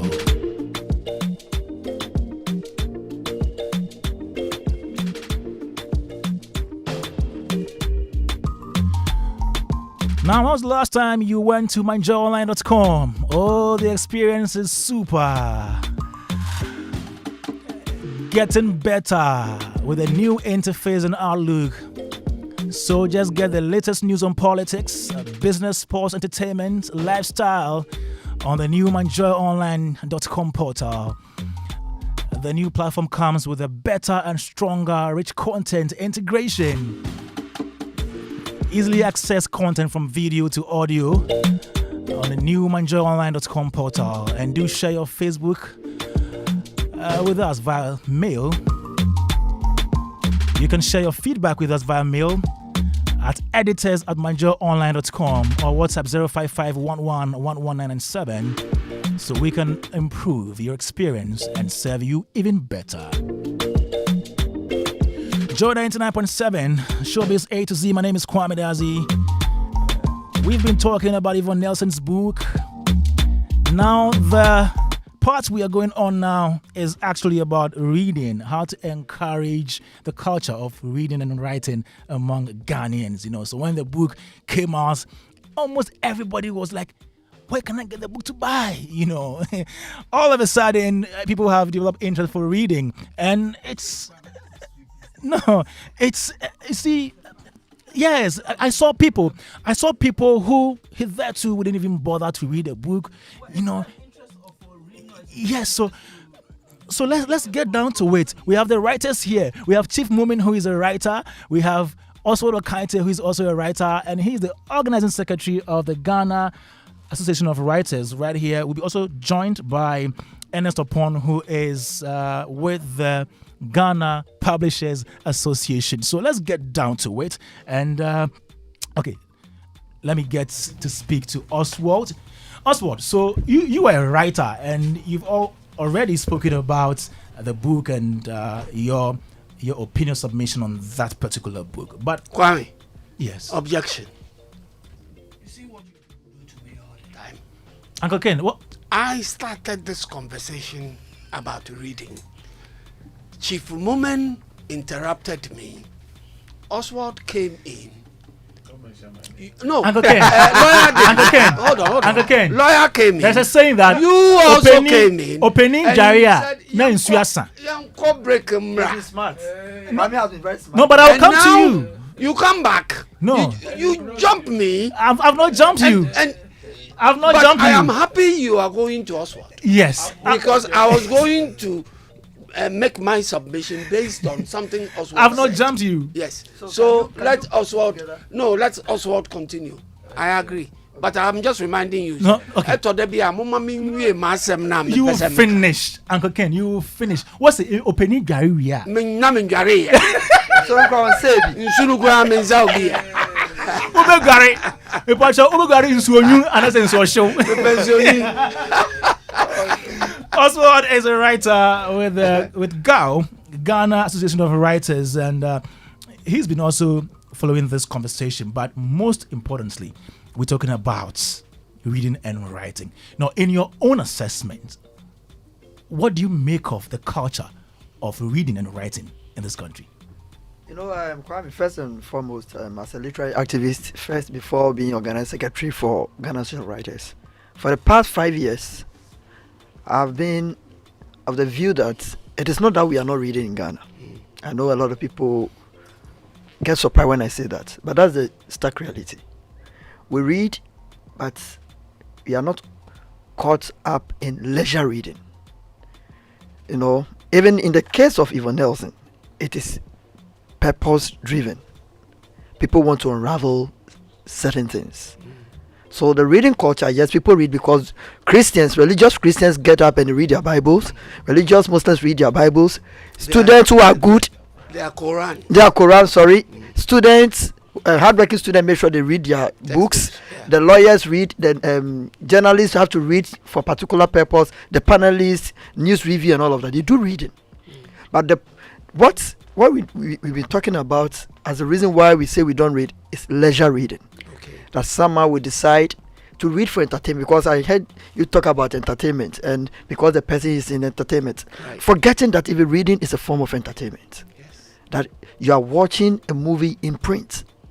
So our problem has got to do with leisure reading, and we don't have a lot of people doing that. The very reason why you have most of the publishers not publishing the words as it was in the days of Amatedu, Kofi Awuno, etc., but rather always focusing on textbooks.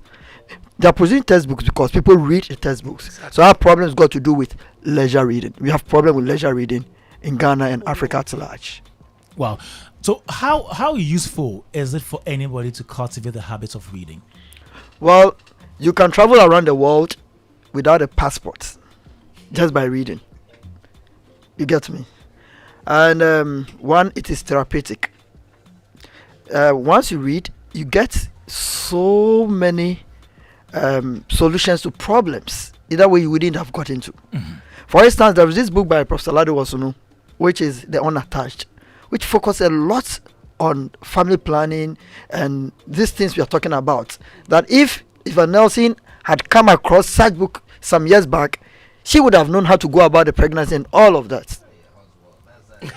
You got me? Oh, that's my opinion. That's my opinion. That is what I heard a sociologist mention that. You got me? So once you read for leisure, you're open to so many solutions. You got me? It's therapeutic. You're able to travel around. You get confidence. You get to know so many things besides knowledge. So of course, we cannot sit here listing the benefits of reading. It's beyond measure.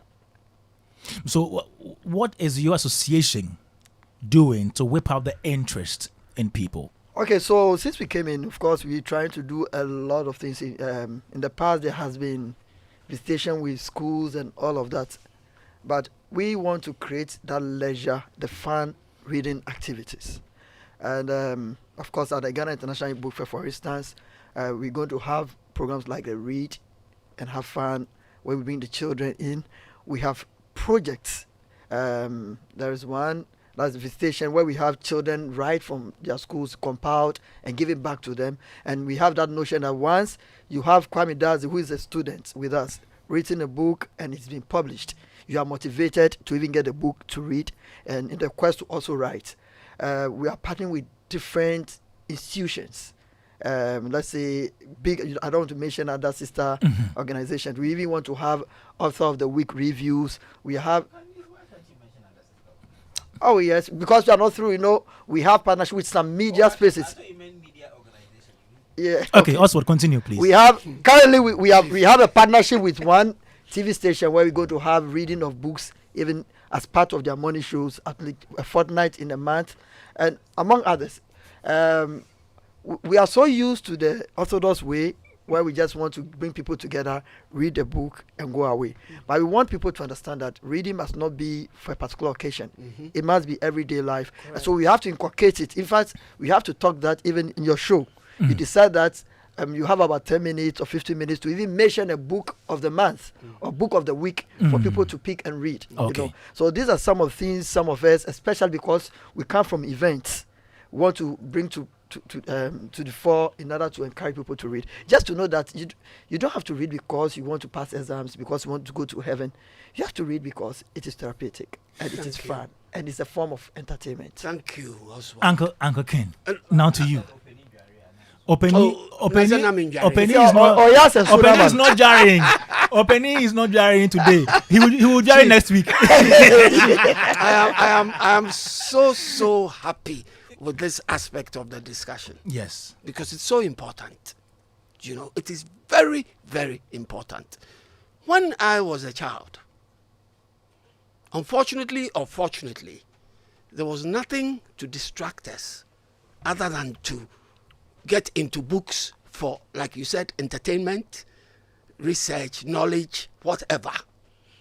All you could do was get into a book to achieve any of those objectives, because we didn't have smartphones, social media, and all that.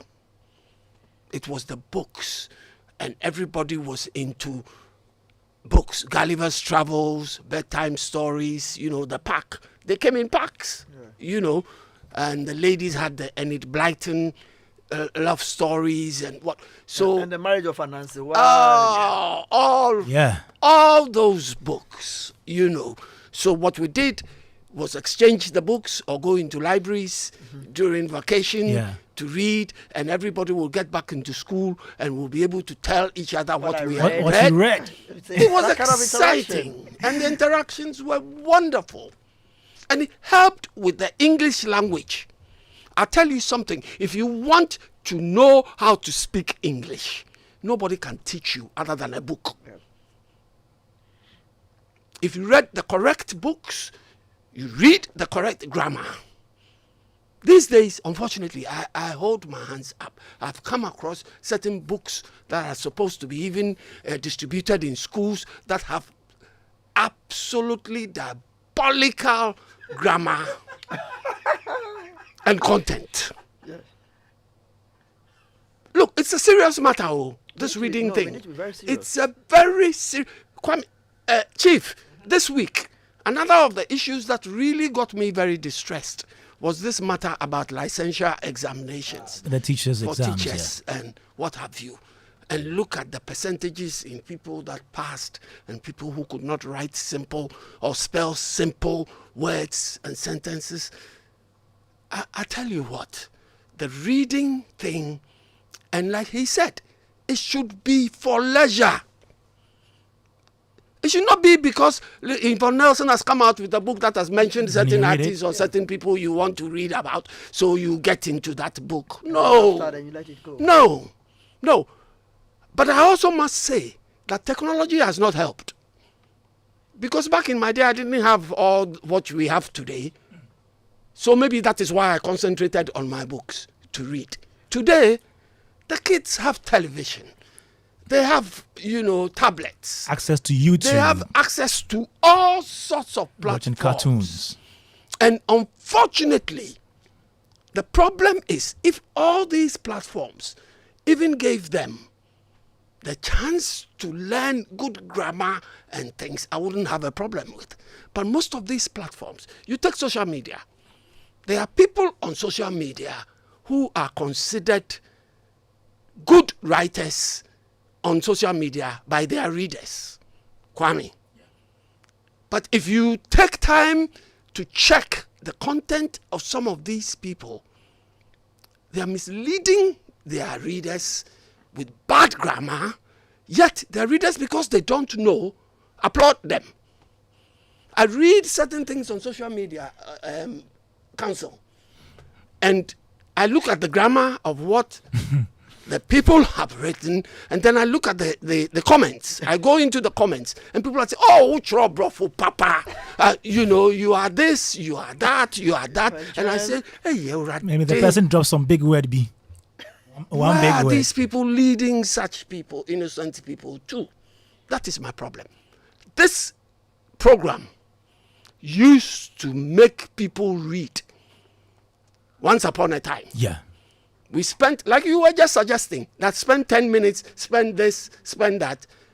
When we started this show, or halfway through the show, Chief, do you remember? There were times when we were reading poems out during the COVID-19 COVID season? No, not the COVID season. I mean, we were reading poems out to students, to people out there who were asking people to call in and read. Yes. I used to listen to that. Kwame, I listened to that. Yes. And read. I think Gal can partner you for that. Bring it back. We should bring it back. Thank you, Oswald. We are ready to help. We should, because it was very popular. That was very popular back in the day, the reading thing.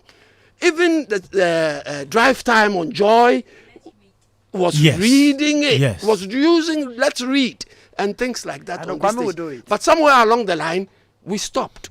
And I am saying we should bring it back because the reading culture should be brought back. It helps in so many ways to form people's, vocabulary and the way to write good English. If you read some of the things people write for examinations today, I tell you what, you'd be happy. I mean, so Kwame, that is the important part. And if Oswald's group are going to partner us to do it, we'll take it up from here. Yes, okay. So Kwame, the reason why you have to do it because Joy is the #1 leading media station. Of course. And once you do, people replicate. So I think we should have that consensus and begin it. Of course. Chief Mumin. So am I the opinion in this occasion? Do I have the last word? how can you be the opinion? I said no one is bathing today. But you don't even like bathing, so Chief, I've finished bathing. That's a low blow. I've just finished bathing. So that's all.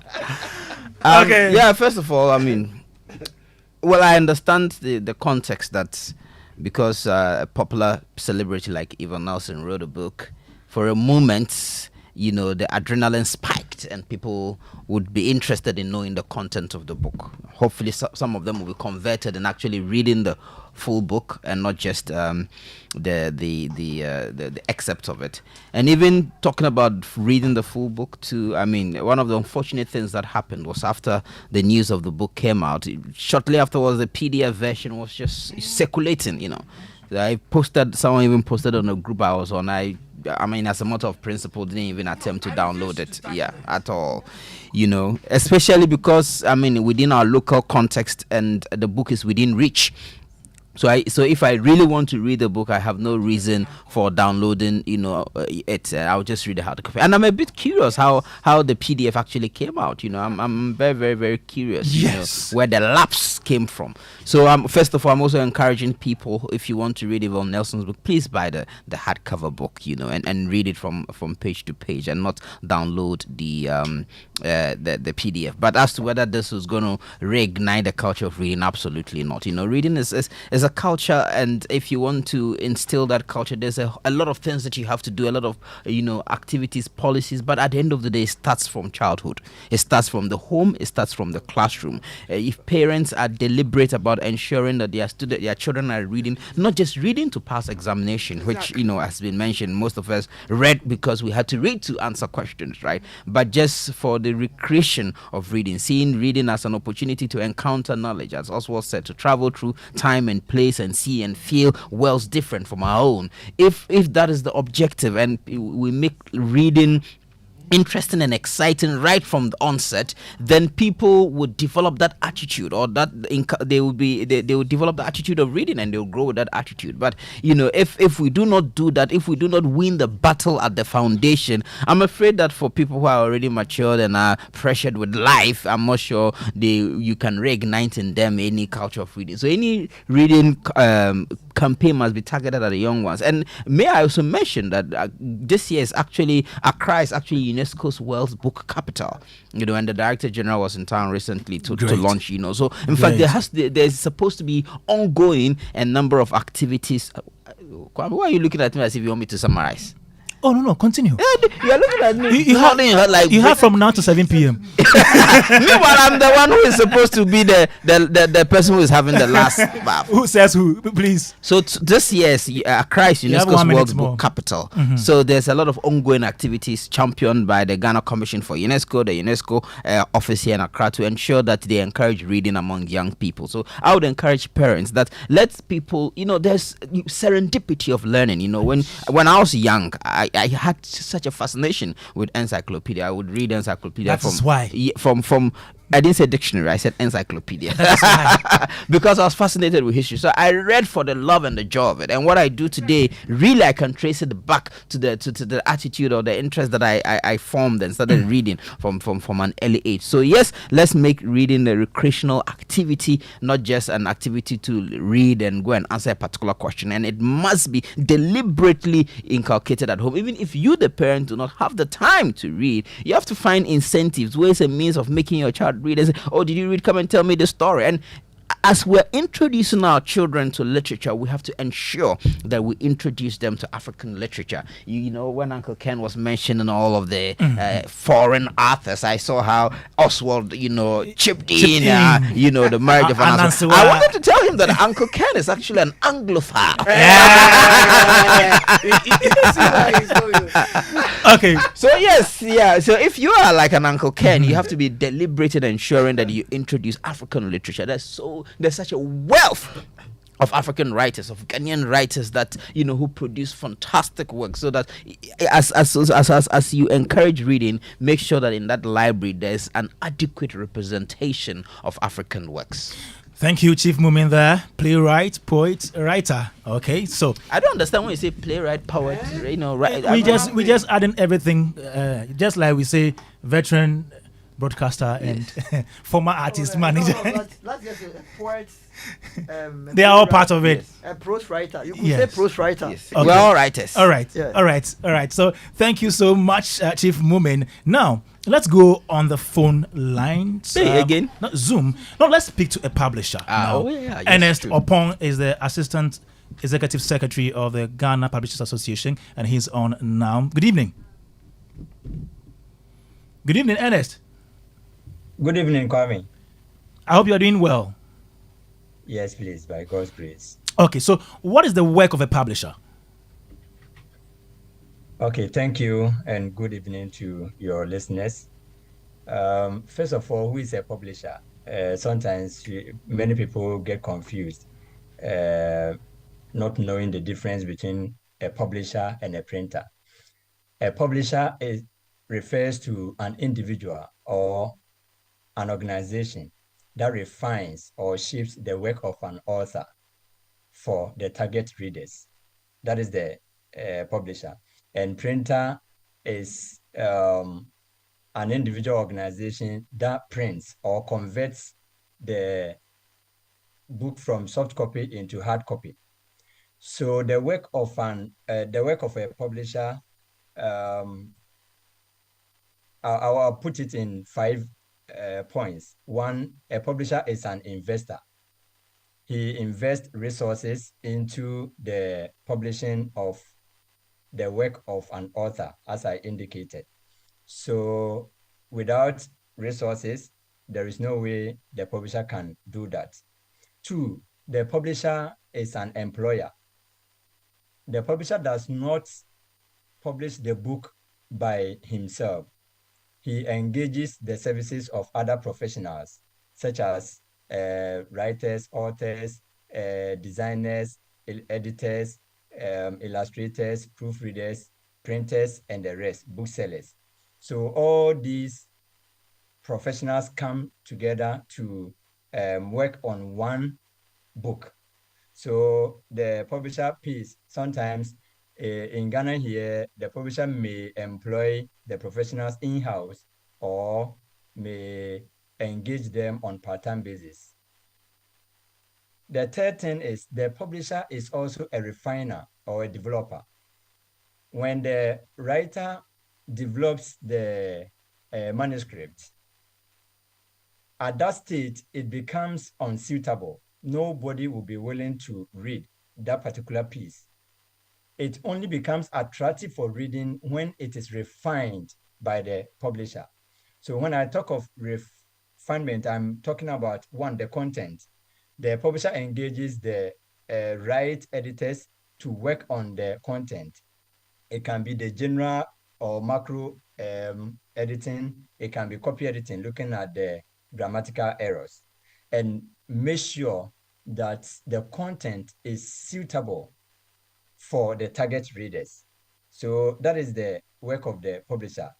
He serves as a gatekeeping entity, making sure that whatever the writer put it in is not harmful to the target readers.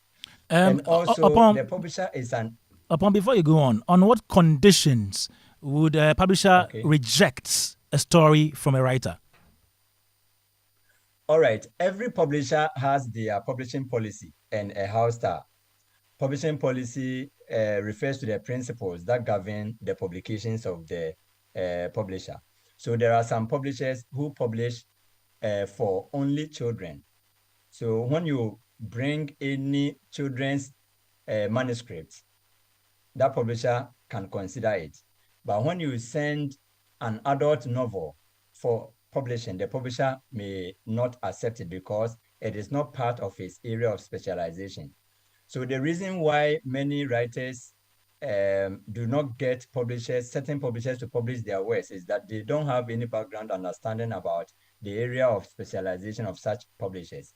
Yeah, so that is one. And then 2 has to do with the issue of language. A publisher may decide to publish only in English. So when you send any other language as a writer to that publisher, it may not be considered. And then the third one has to do with the content of the manuscript.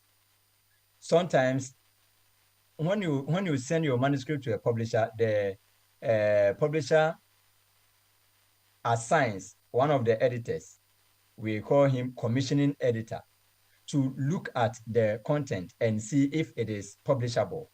So once they assess the content... By that, what do you mean? Do you take into consideration legal implication?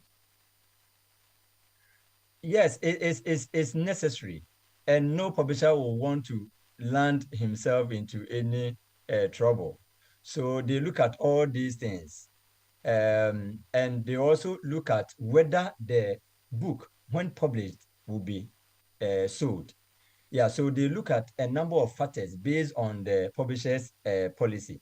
So once maybe the editor reports to the publisher that, oh, this book, when we publish it, we may not get many people to buy, and so on and so forth, they may not publish. So there are a number of factors they look at.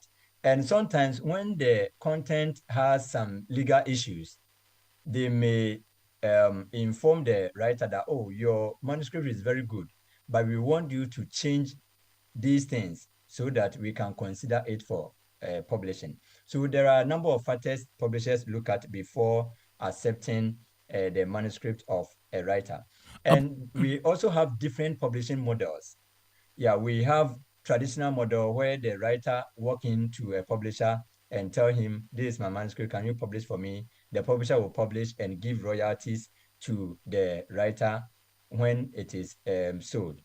The next one has to do with vanity publishing, where the publisher will take money from the writer and use his expertise to publish it for the writer. So in this case, there is not much limitation as compared to the traditional one, because in vanity publishing, it is the writer who is paying for the publication. And there is also no rejection. The publisher will work with the writer to ensure that it is published. And sometimes to the... Okay. Thank you. I like how you are breaking down everything for us, but we don't have a lot of time here. So let me ask you this question. Let's go to the commercial aspect of it. All right. Are people really buying books? I would say yes. Yes, in the sense that here we have educational and supplementary readers. Textbooks sell better than reading books. And even the selling of reading books is not entirely bad in Ghana. We have people who buy reading books. But the challenge is those in the rural areas do not have the interest. I don't know whether it's the purchasing power and so many other factors. They, most of the time, do not get their children and young adults owning copies of supplementary readers. It has always been those in the urban areas who buy some of the supplementary readers and read. But the purchasing of the supplementary readers is not like the textbooks. Yeah, some of them place priority on the textbooks without buying the supplementary readers. So I would say it is, people are buying books. Yeah, but it can be enhanced. Yeah, when the right structures are put in place for people to appreciate the relevance of books in human development. Thank you very much. I think we should end here. We'll get in touch with you later on for another discussion. Thanks so much for your time this evening here on Joy 99.7 FM, Showbiz A to Z. So that was Ernest Upon, who is the Assistant Executive Secretary of the Ghana Publishers Association. Thanks so much for your time. Now, let me come to Oswald before I take a penny for. Oswald, we also have audiobooks, right? Not for people who feel lazy, who think me I can never read. Don't we have audiobooks? There is Akko book. Let me take I'm a dozen. It should be commended for that pushing. It is not just because people feel lazy to read. But no, people, there are so many reasons why people don't read. And I think we need to bring them out. Some don't read because they do not know how to read.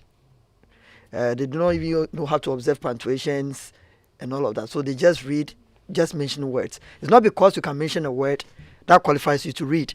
So when you have the audiobook, for instance, it's able to help a guide on how to read.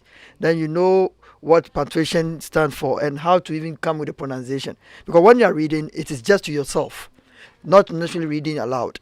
And so reading, I just want to make that point that audiobooks are not just for lazy people. Okay, it is in a way to help people master the art of reading. Wow, lovely.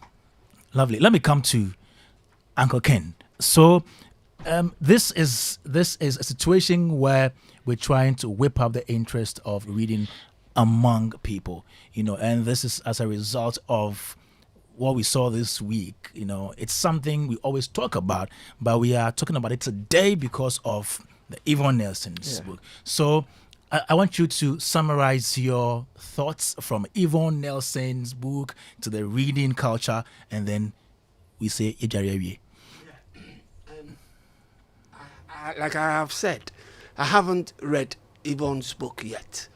I have decided to wait till the Alabalu, the storm subsides, then in my own good time, I can read the book devoid of any,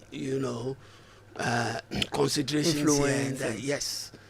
But I must say that what she has done is to ignite the conversation. Maybe not the desire, like Chief is trying to say, not the desire for reading per se, but to ignite the conversation. Yeah. To talk about the need for people to read. To write and read. To write and read, yes. Yeah. You're right. To write and read. And I think that it's a good start.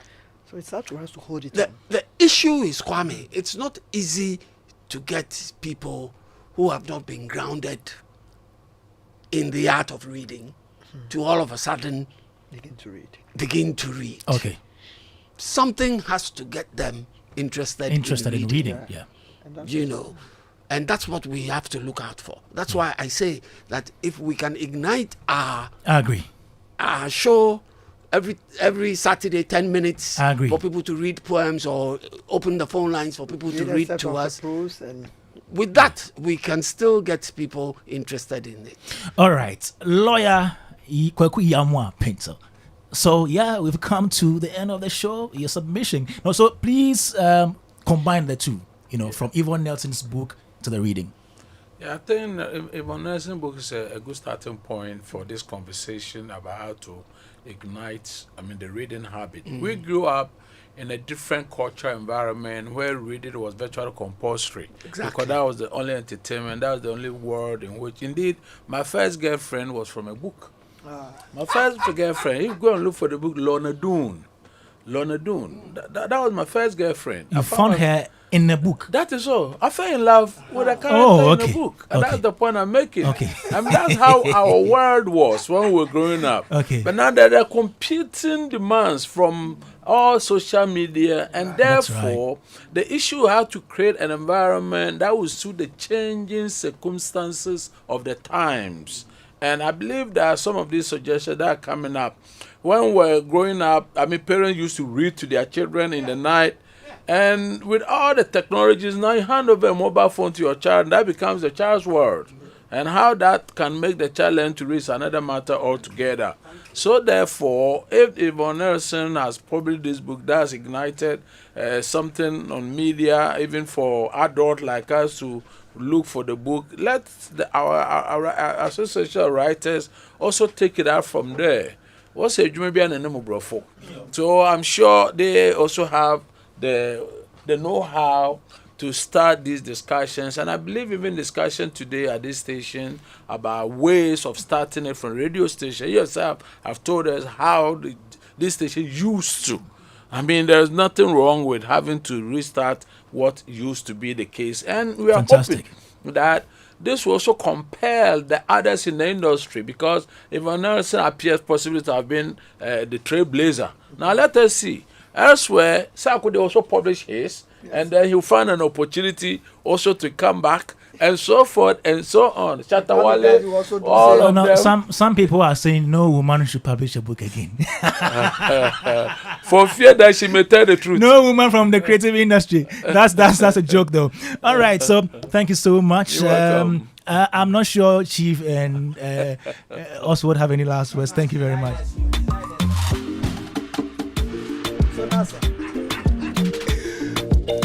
Thank you so much for tuning in. Joe 99.7 FM Showbiz A to Z. It's been awesome. So we spoke about Yvonne Nelson's book, I Am Not Yvonne Nelson, the legal and sociological perspectives. A very big thank you to Dr. Peace Mamley Tete, Senior Lecturer, Department of Sociology, University of Ghana, Legon. Oswald Okaite is Organizing Secretary, Ghana Association of Writers, and then Ernest Opon, Assistant Executive Secretary, Ghana Publishers Association. And then to you, Lawyer Kwekuyamwa Pencil, Uncle Ken, thanks so much. Chief Moomin. My name is Kwame Dadzie, show produced by Philip Nye, with support from Anita Tai. Fly Nima Boy was on social media. We're back same time next week. Show sponsored by MTN everywhere you go. Superstar multi